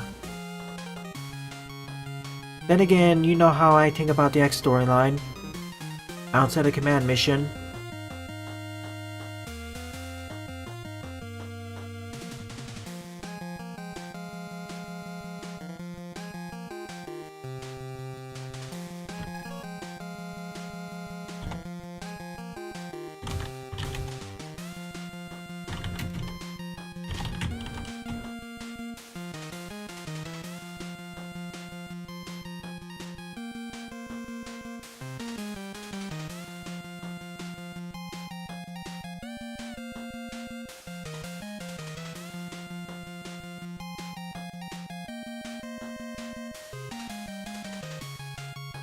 X5's progression is rather messy. Starting out a full set of armor means that you don't really even need to go for the armor parts. I know you don't really need to go for the armor parts even in the mainline series, even before that, even in the games before it, but it's even more pronounced here. Like, between X1 and X4, getting the armor parts is a straight upgrade to base X, but in X5, it's not. Well, assuming you play as X in the intro stage, which you pretty much should. Oh yeah, I like the gimmicky stages in X8. That's something the X series needs more of.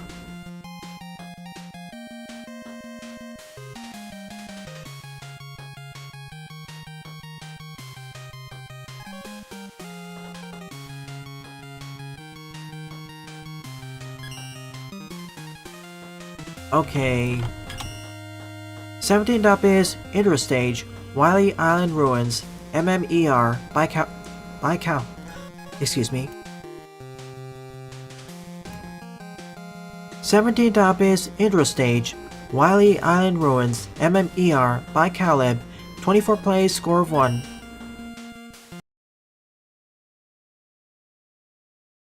Oh yeah, RNG, another issue. To me, X5 I feel is messy but enjoyable. Hampered by lower production values and some strange design decisions, but I still like it, especially coming after X4.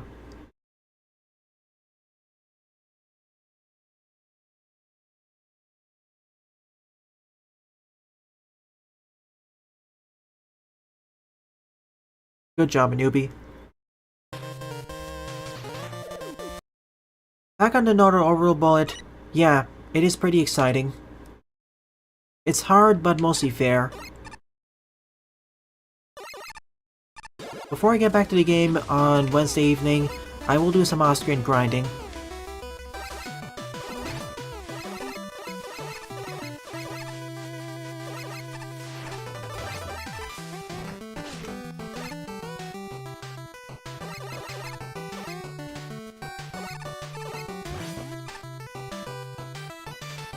I see.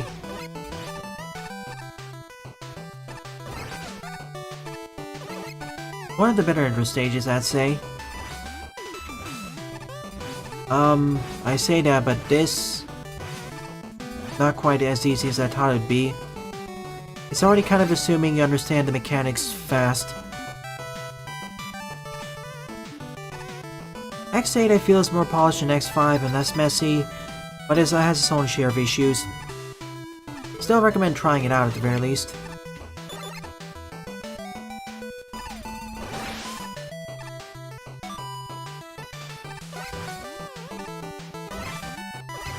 I mean, I have so many other games to play that...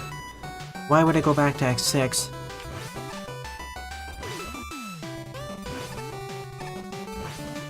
Oops.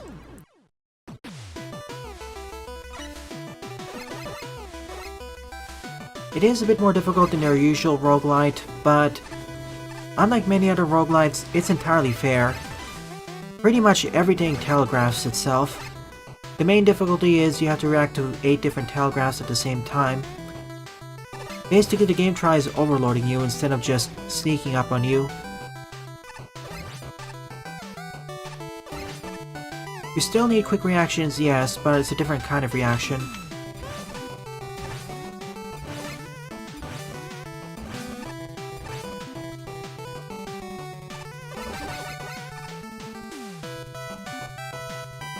Falling off the bridge? Sure, let's try it.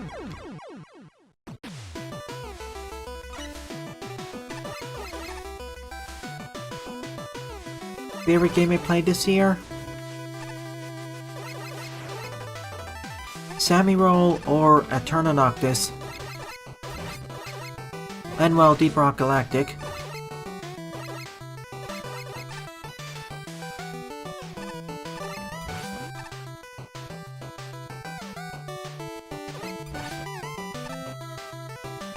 Also, you start with twice the amount of health in Wizard of Legend.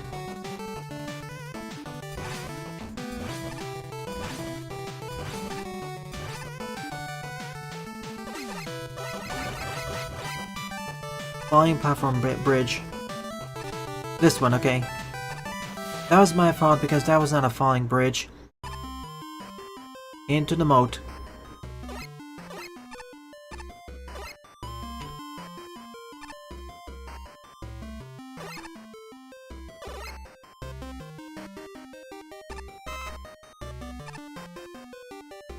There are many places where you can regenerate health in Orbital Bullet, see the rifts and combos, and the shops later on. You just need to upgrade more stuff.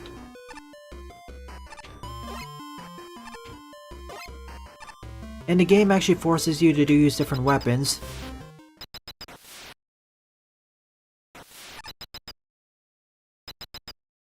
Remember the enemies who teleport in front of you? They're there to disincentivize you to always.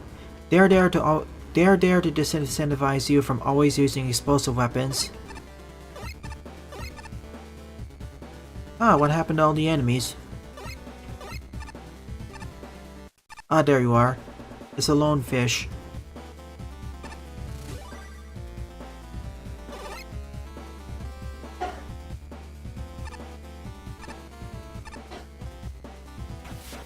Tight.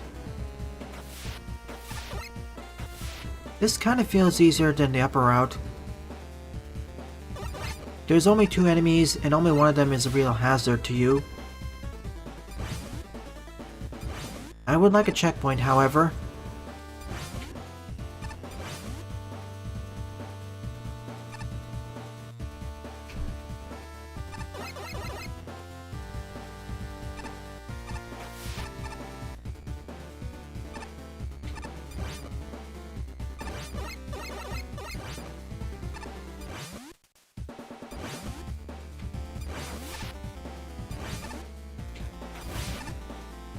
Please, sooner rather than later.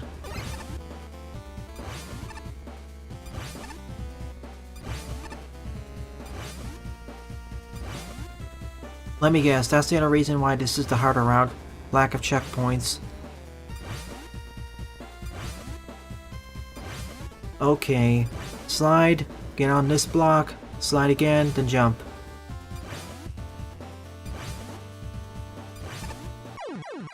I tried pushing right. Okay, there's a checkpoint here, never mind. We're safe. I just forgot about this one.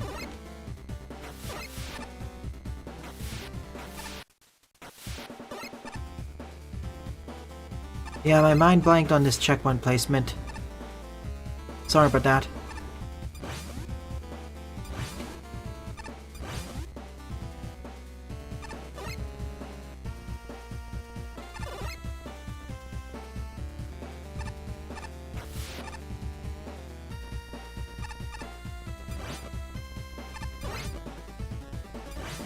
Yeah, it's not scarce. That was my bad.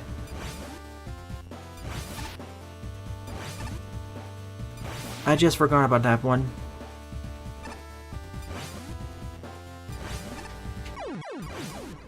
I just wanted to tap walk.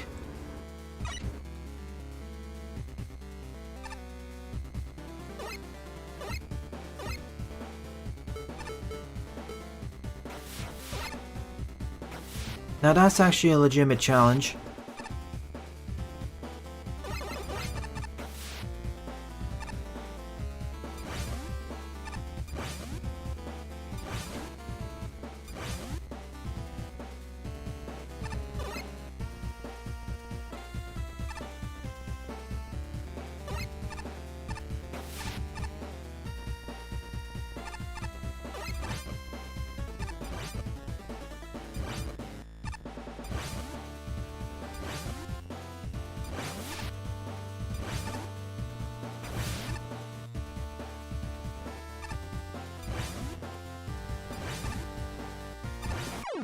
Oops, I should have tap jumped there.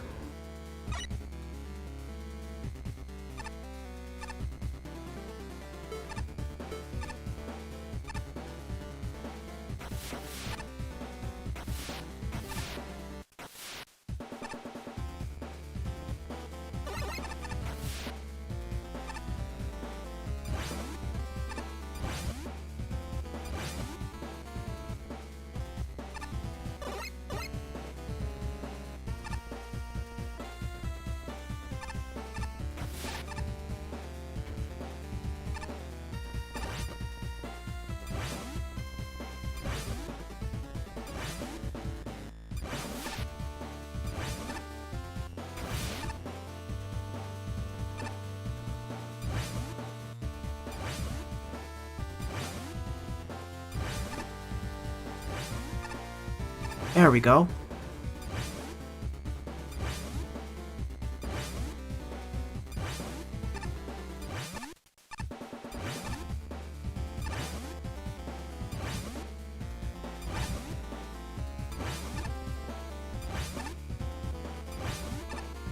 Suddenly it's become a lot harder. This really feels like a further stage, not an inter stage. That being aside, I guess it's fair. Oh boy, that was close. I'd probably put a checkpoint just before this or right after this, but we'll see how the stage handles it. And I screwed it up because I didn't go fast enough.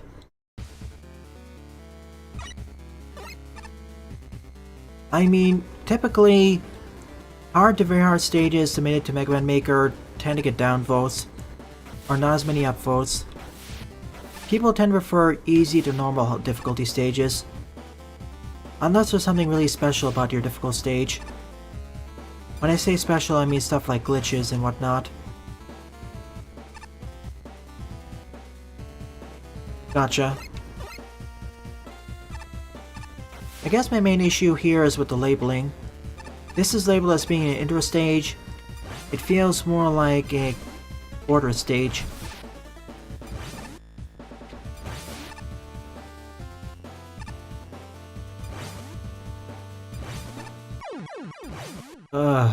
Why do you sometimes slide into the spikes? I let go, slide. And trying to tap to the right is inconsistent, as you saw. The next time I'm tap jumping again.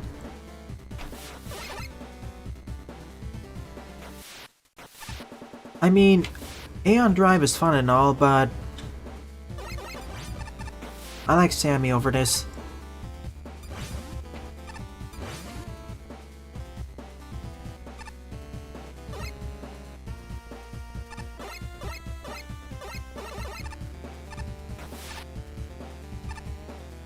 Thankfully, this is not a Kaizo level yet. This is simply a hard fortress stage.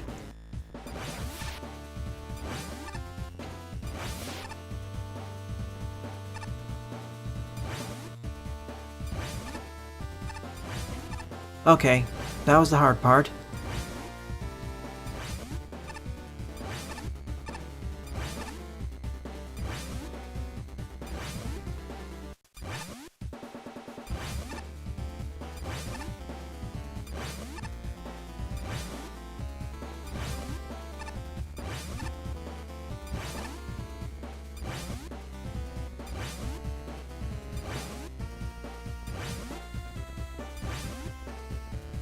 What should I do?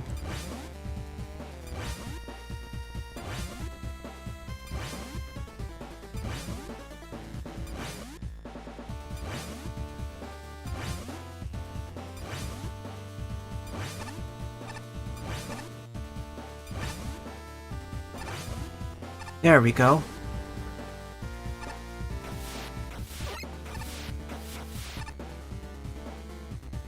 I'm not thankful that there aren't that many enemies. This mostly focuses on platforming gimmicks. That's it. We made it.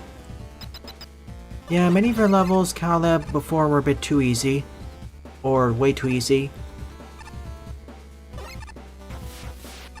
So for those who are looking for a challenge, you can play this level pack. I still think Aeon Drive is decent, almost. I still say that Aeon Drive is almost good to good. It's just not for me. I'm just looking for a greater challenge. That's all.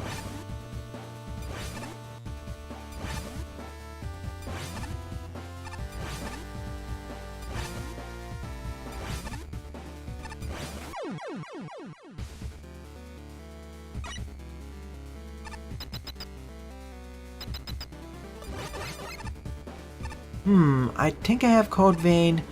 I'll have to double check.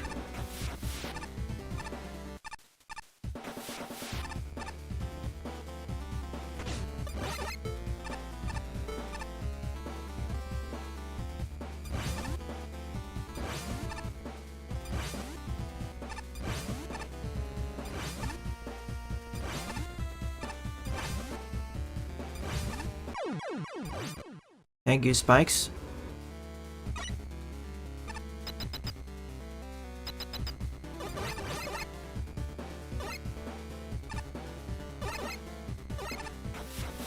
Who developed and published Code Vein?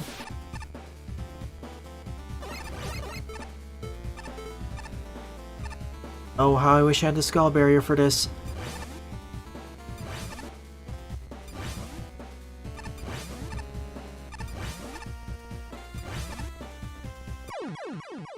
This jump in particular is going to be a pain in its own right.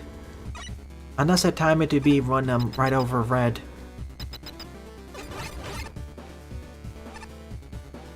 Oh well, at least we have a tough stage in this stream.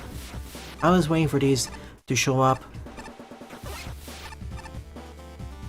After all, we don't have a level by the patio this week, or last week. So this will make up for that.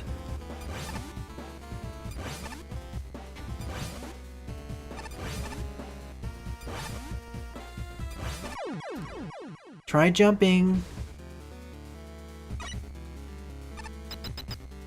Oh, developed and published by Bamco. Interesting.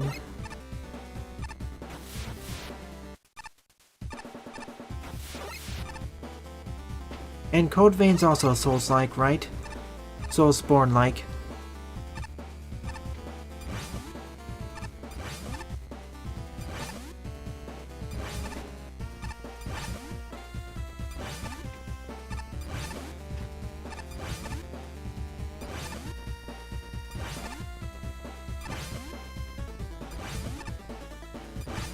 I'm taking the bottom route.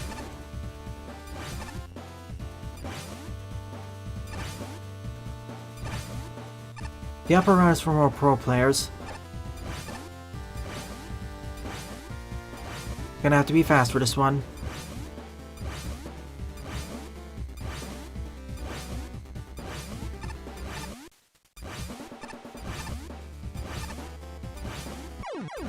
Not fast enough.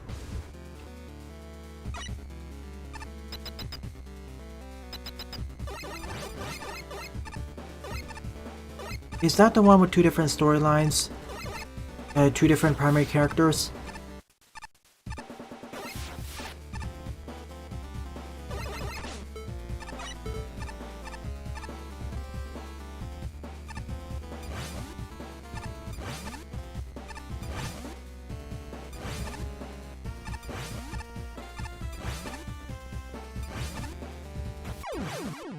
Huh. This would be so much easier in Megamix.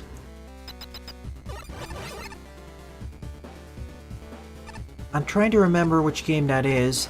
If it has two protagonists, then that's correct. Because I know there's another Souls-like game which has two protagonists and two different storylines.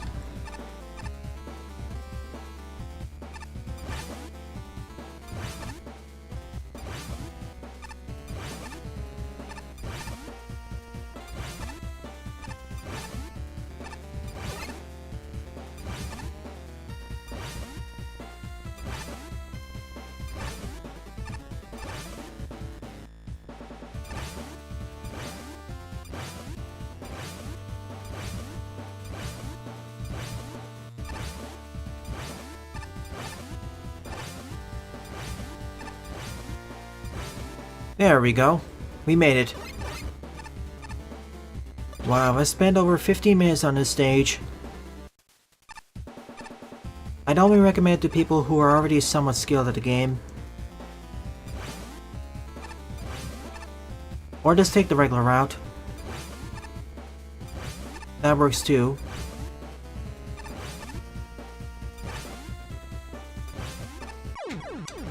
What did I hit?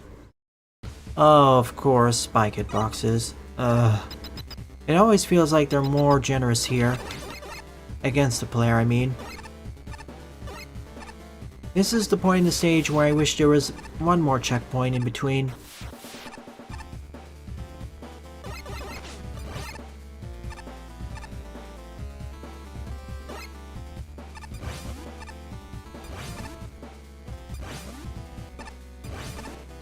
I mean, to speed up the process, I may just use the level editor.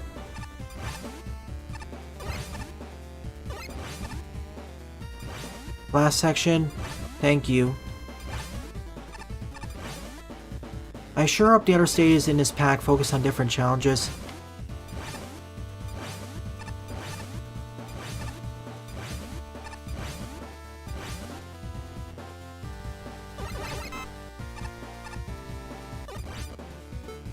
While most of the hazards in this stage are just instant deaths, so the dock roaches don't deal that much damage.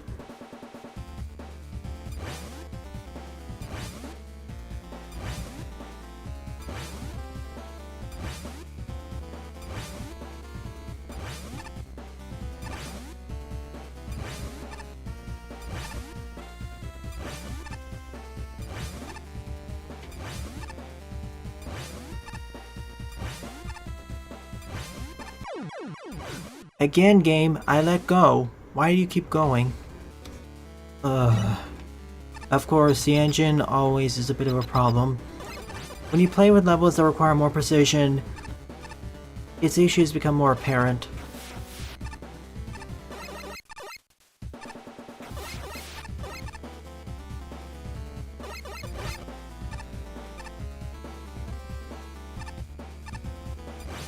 We're getting there.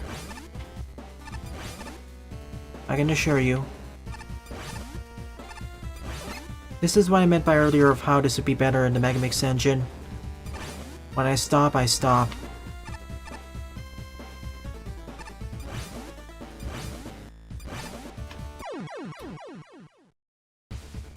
Me not paying attention. Another reason why I would prefer if there was another checkpoint, but you do you. Or I go to the stage with the skull barrier.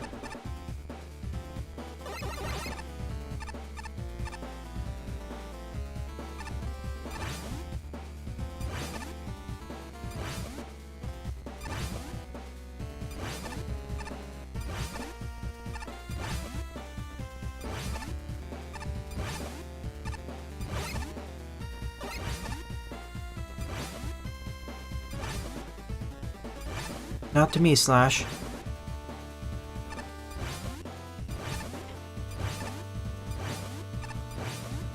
It works just fine for me, even on my older computer.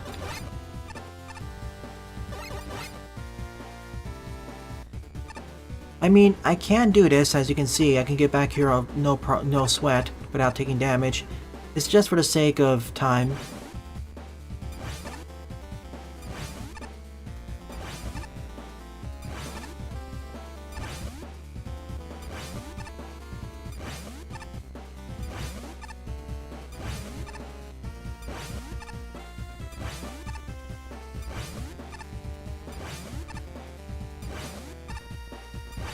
Ah, we made it. Oh no.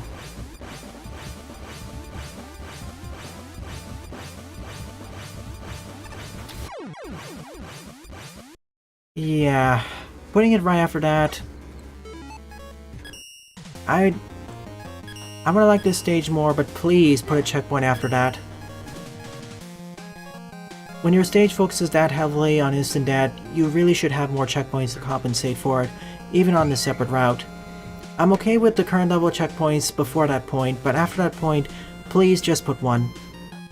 Or just put that challenge before those other challenges.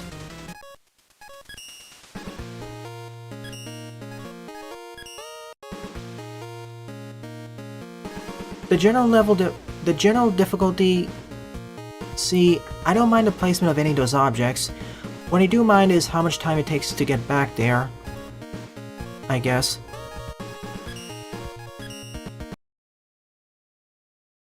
Sadly, you'll have to take down the level and put it back up, I'm afraid.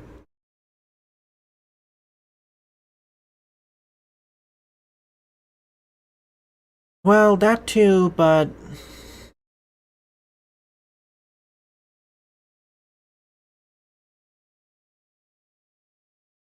Indeed, Jaden. You raise a good point. After this level is yours, Dor. Just let it load up. There we go.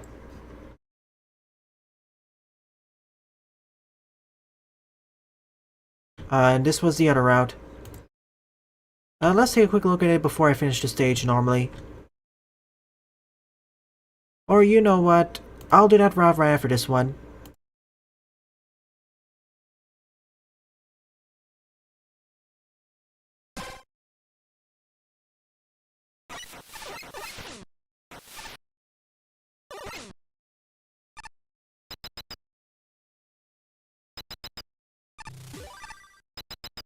Hack and slashes are basically, many or most of them are basically 3D versions of beat-em-ups, just with swords.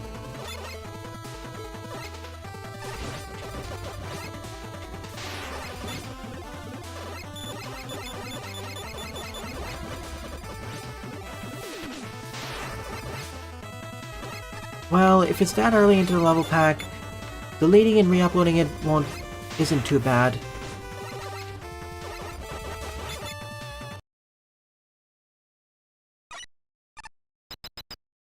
It's only after delete and re-upload it much later down the line where it can become an issue. Whoa.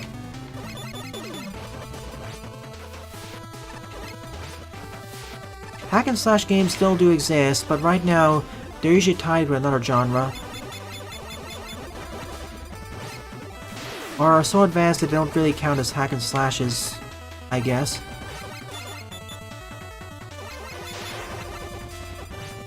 The question is, do those other RMs have the same issue? That we'll discover soon. For hack and slashes, I'm referring more to stuff like the Muso titles, not DMC. I know DMC is typically categorized as a hack and slash as well, but it's also a character action game.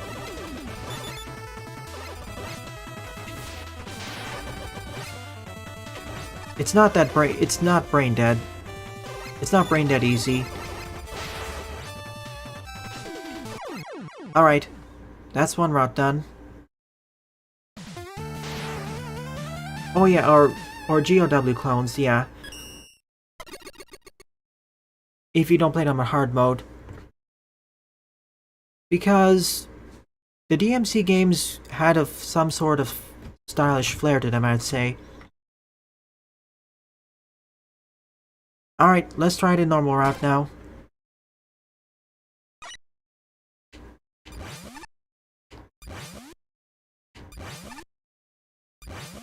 Let's see how difficult this is. I'll give it about 5 minutes, maybe 6 minutes.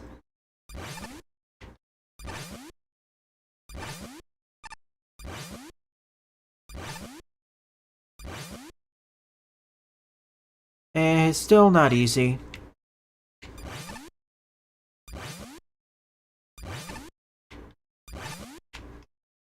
I still only recommend this level to somewhat skilled Mega Man Maker players at the very least. This feels like the intro to a Fortress pack or stage.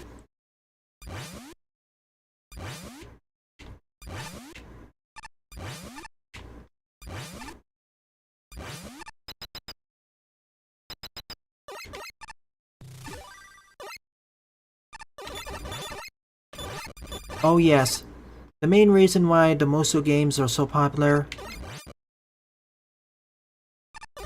It's fun to cleave through all those enemies.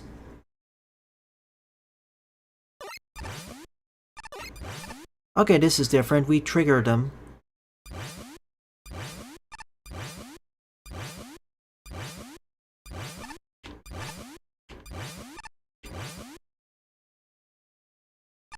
No music, sadly.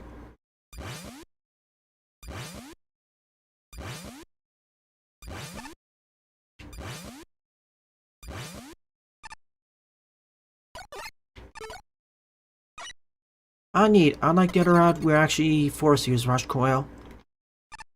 Conveyors.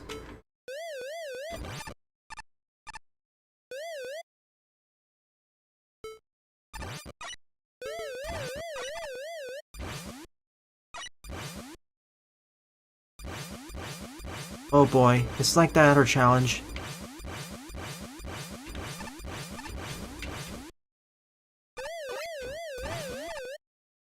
But this time it's far more merciful.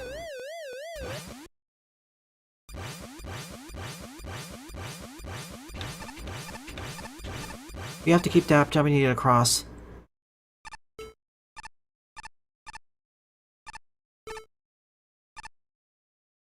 The challenges on display here feel more varied.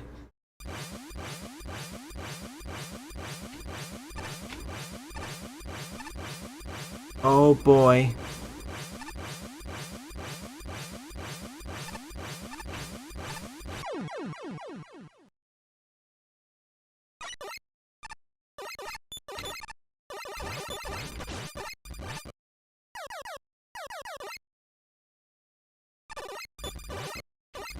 The enemies are tougher as well.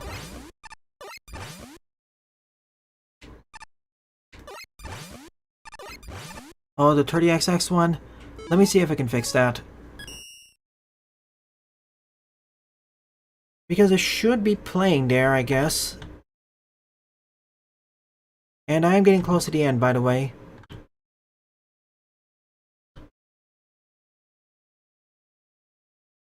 Place Mega here. And why is nothing playing? Huh.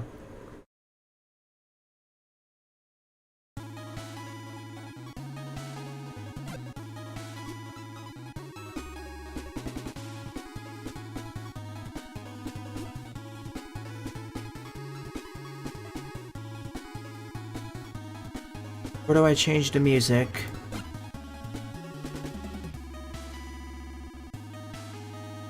Where's the music changer under?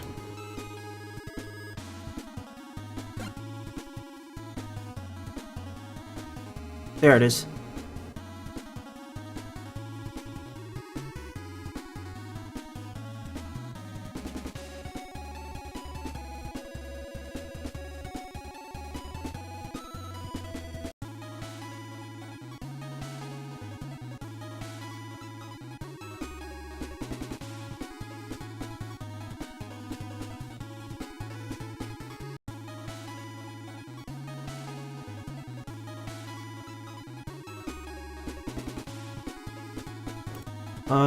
They never fixed that bug where it goes on that.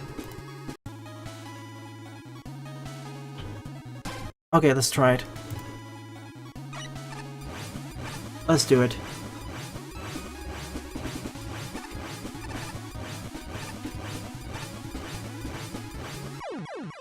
Right through the center.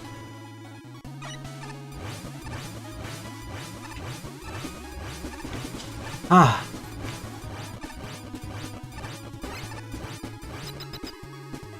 And checkpoints here, I'm assuming, yeah.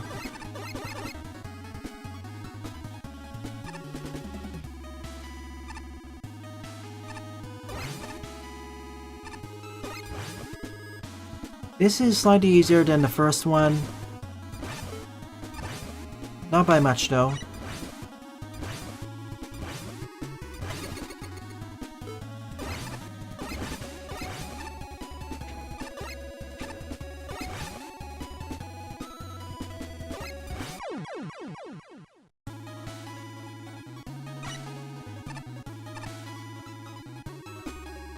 Despite its difficulty, I'm having some fun here.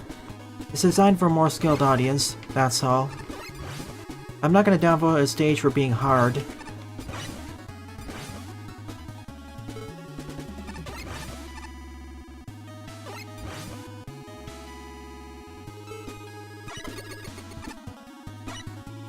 And I can cheat using this. Because spikes instead of bottomless pits.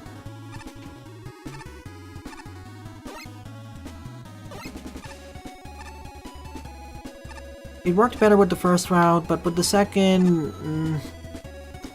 See, when you enter a stage, you're trying to teach players important mechanics that'll be important to the rest of the pack. There, I feel you should be a bit more forgiving in terms of... checkpoints and whatnot.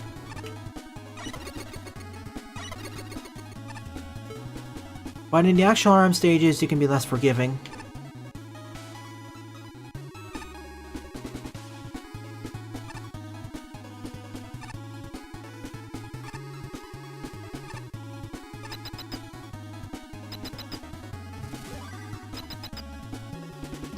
Good. And now he finds Skullman. And this is easier because it takes double damage.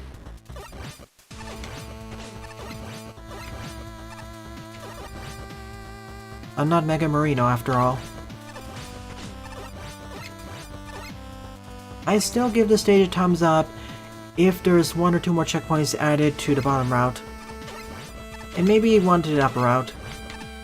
It's so close to being something I'd recommend.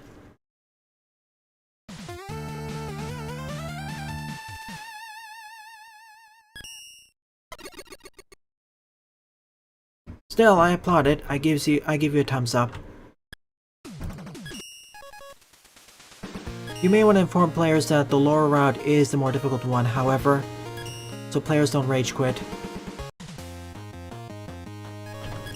Alright, I'll be right back in 1 moment. Then I'll move on to the final stage.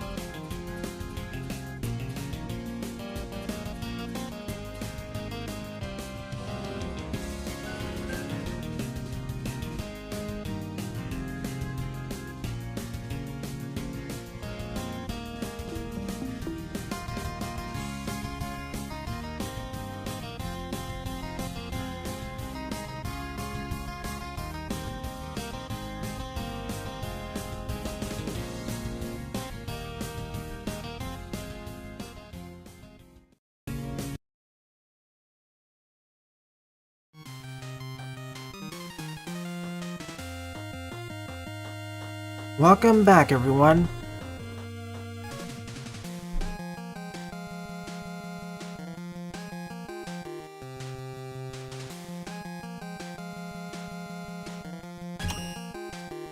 So, wait, that's the wrong one. Let's get Dor's level.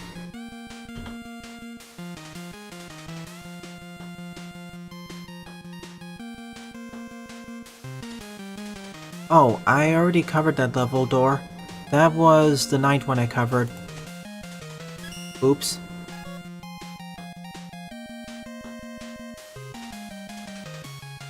Someone else submitted it.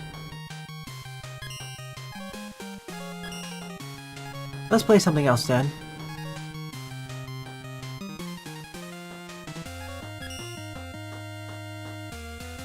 Yeah, I know what this one says.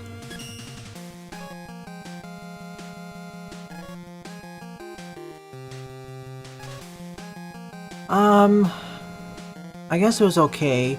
I understand the joke, but to me, it wasn't quite as funny.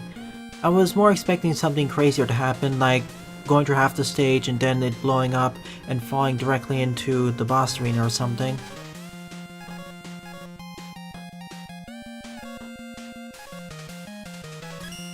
Ooh, what does this thing do? Let's take a look at this level. It has a negative score, but it has a lot of plays. 18th up is Randomizer by Doriko. 47 plays, score -4. I'll play your level then, Hyper. I can't get out of here. Or can I?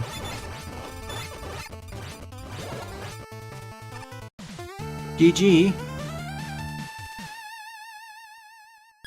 I don't get the tech for this. It's trying to mean something.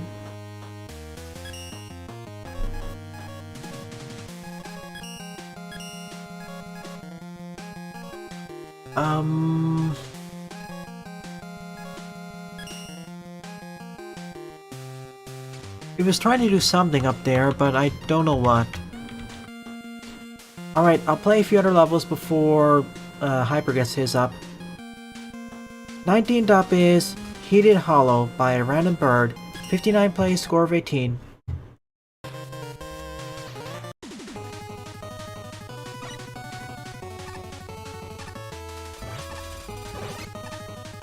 Doesn't look like it's heated to me.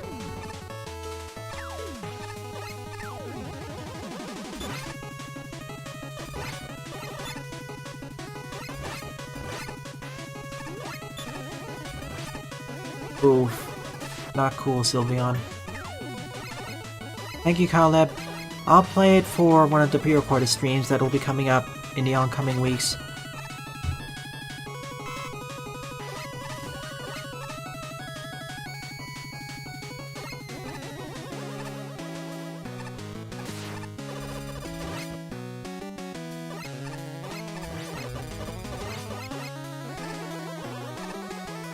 Okay. If I complete the stage and Hyper hasn't uploaded their stage, I'll go to Cowleb.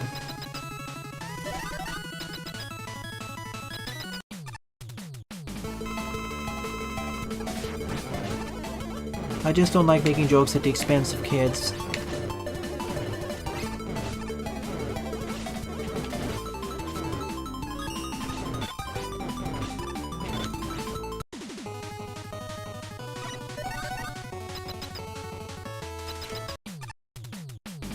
It just feels like a low blow to me.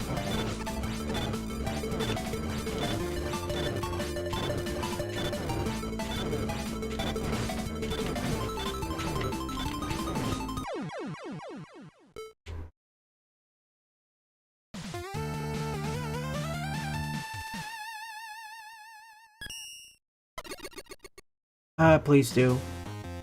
I'll just remove it. Alright, Hyper has got their level in. Wait a minute. Minobi, I never actually played your stage. Okay, let me do Minobi, then I'll do Hyper's.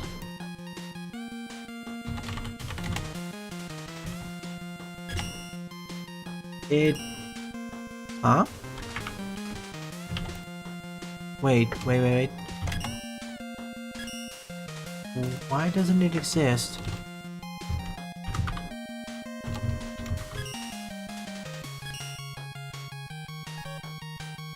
Alright, Webmecha's website.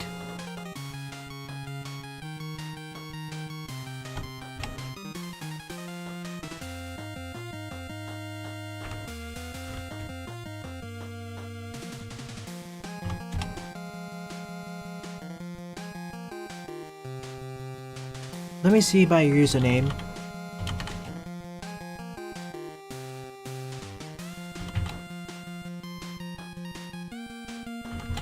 Probably is a typo.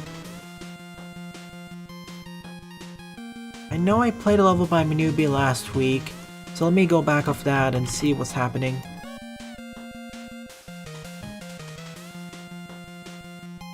Oh yeah, VortonWily, okay, I see it. Yeah, I see the typo. I went to Webmecha's website.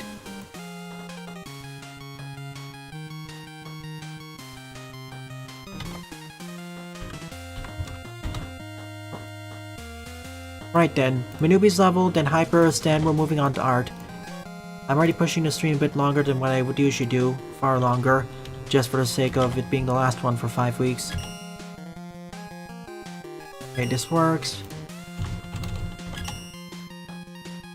28th up is Infinite Tornado Jumps by Minobi, 5 plays, score of 2.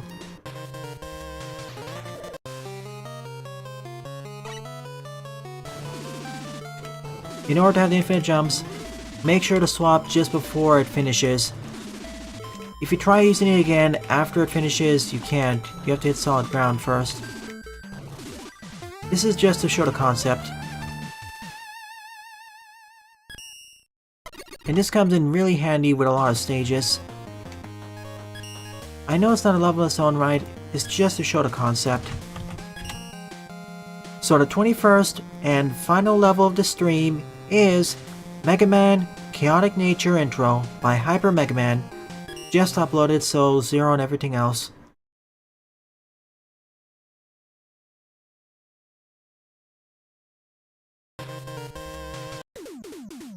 Hey Bolt, I forgot to say hello to you earlier.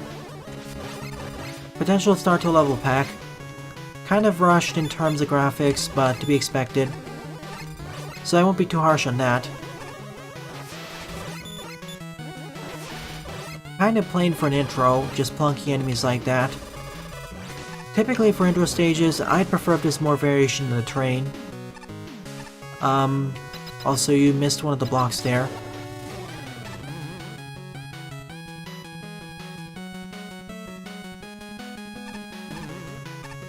Also, what, did we really need a door there?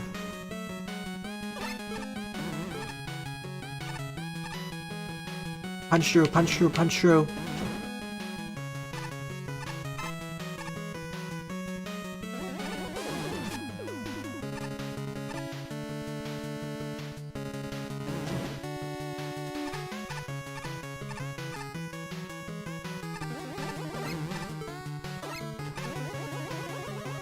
Yeah, I know I missed one. It's probably to the left. Oh well.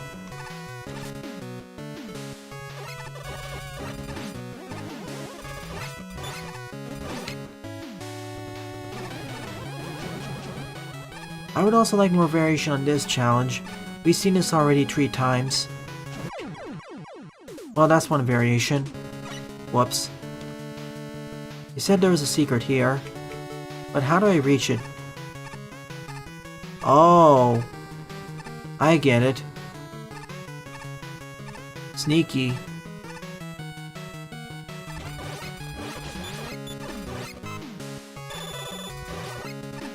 Having some of these blocks be fake. Typically I check it in something like a fan game, but it's possible here too. After all, Hyper did demonstrate it earlier. Remember the stage about the hidden labyrinth? The hidden maze? This is precisely like that.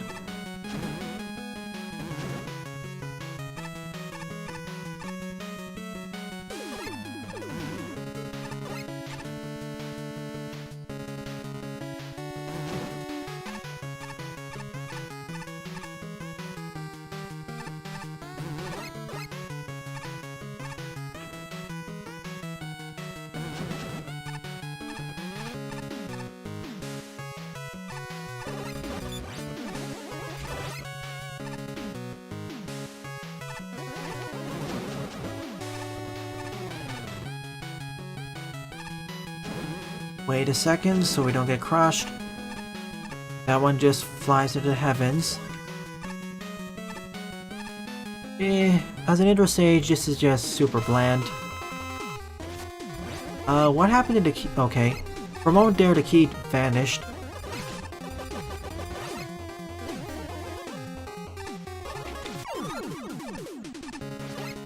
Punch adapter.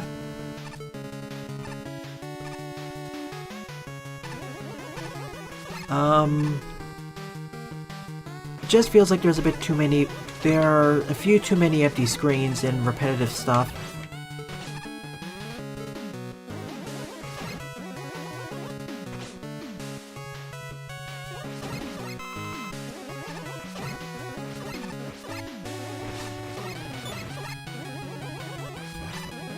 How many charged punches does it take? 3.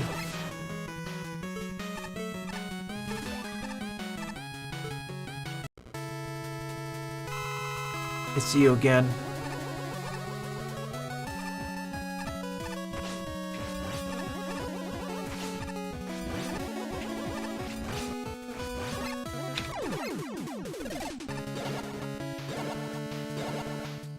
The ceiling's crashing in, but we made it out.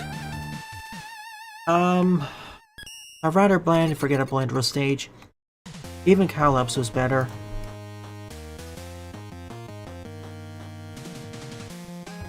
Alright, I'll save your stage for about 2 weeks later, Cowleb. Thank you for sending it in. And thus, this marks the end of the morning stream. Like I mentioned at the start, there won't be a stream for Megaman Maker next week, as I'll be on vacation on April 2nd, going up to about May 6th. There will be a level pack stream tonight, however. Tomorrow morning is of course X-Dive, tomorrow evening is Eterna Noctis. Thank you to everyone who submitted levels to me, whether it be by you or by someone else. It's because of you why I actually have content to feature on this channel for one of my longest running series, period. When I first started the series of Megaman Maker, I totally didn't expect it to go on for this long. It's quite impressive, in fact. So thank you, everyone. Thanks for everything.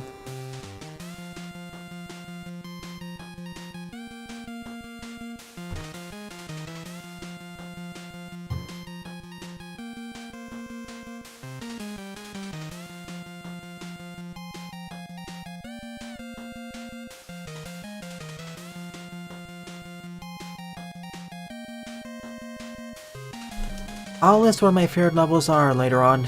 I have to dig through 21 of them, so yeah, a lot.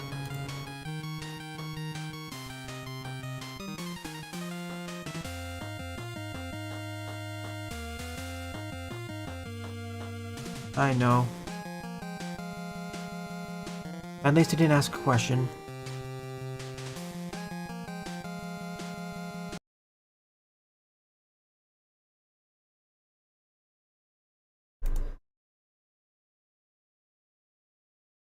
Anyways, you know what time it is.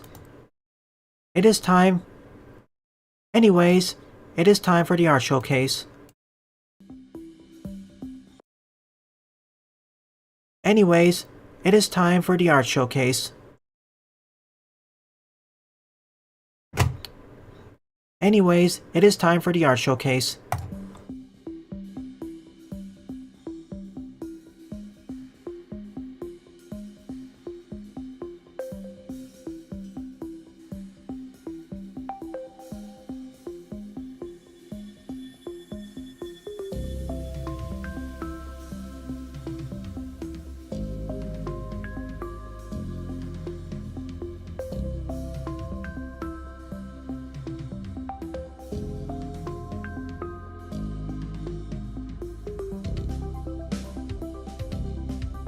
No, I won't ban Marcelo again yet, they haven't broken any rules. Especially now, they just said bye.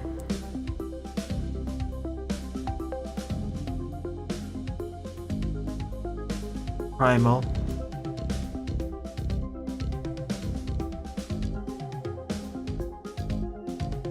Oh, it's like X2.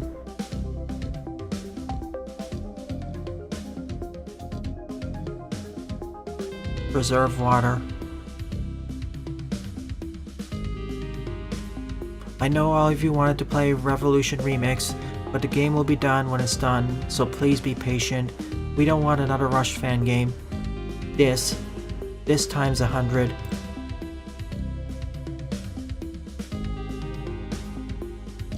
Give it time, folks.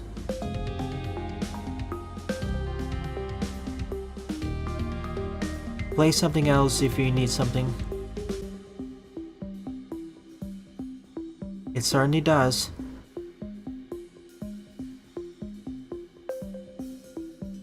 "404, time not found." Maybe I'll eventually play FNF. You deserve the artist role.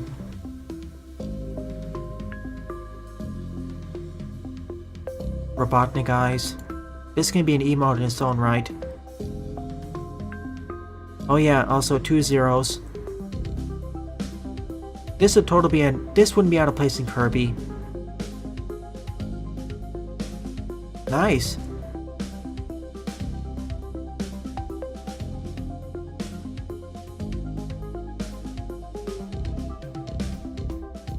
I'll crop the image so this turns out a bit bigger. Other than that, good.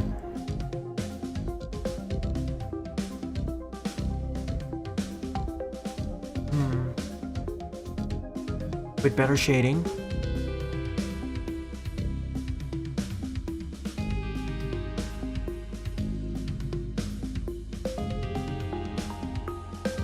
Man plane. So, reworks, 2 so far. Old version, Madeline. Yeah, that already looks better. Makoto. Better Makoto. Needs a bit more polishing up. Okay, working on some stuff for the art revamp I'm planning to do, mainly character sprites. I've drawn 2 so far. I'll also show the old versions for comparison. Old versus new, old versus new. A Wily Fortress with a UFO as a hat.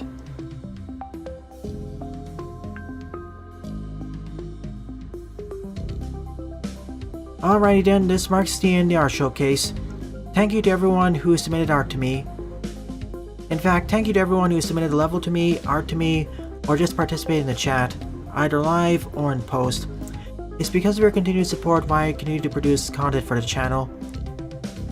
So if you enjoyed this series or any other series on this channel, please rate, comment, favorite, and or subscribe, as they all help out the channel. Don't forget to follow me on Twitter as well, and join my Discord server, as I regularly post updates there. Thanks for watching, and I hope to see you all in a future Let's Play or stream. In this case, the meme stream or tonight, or beyond. See you all then.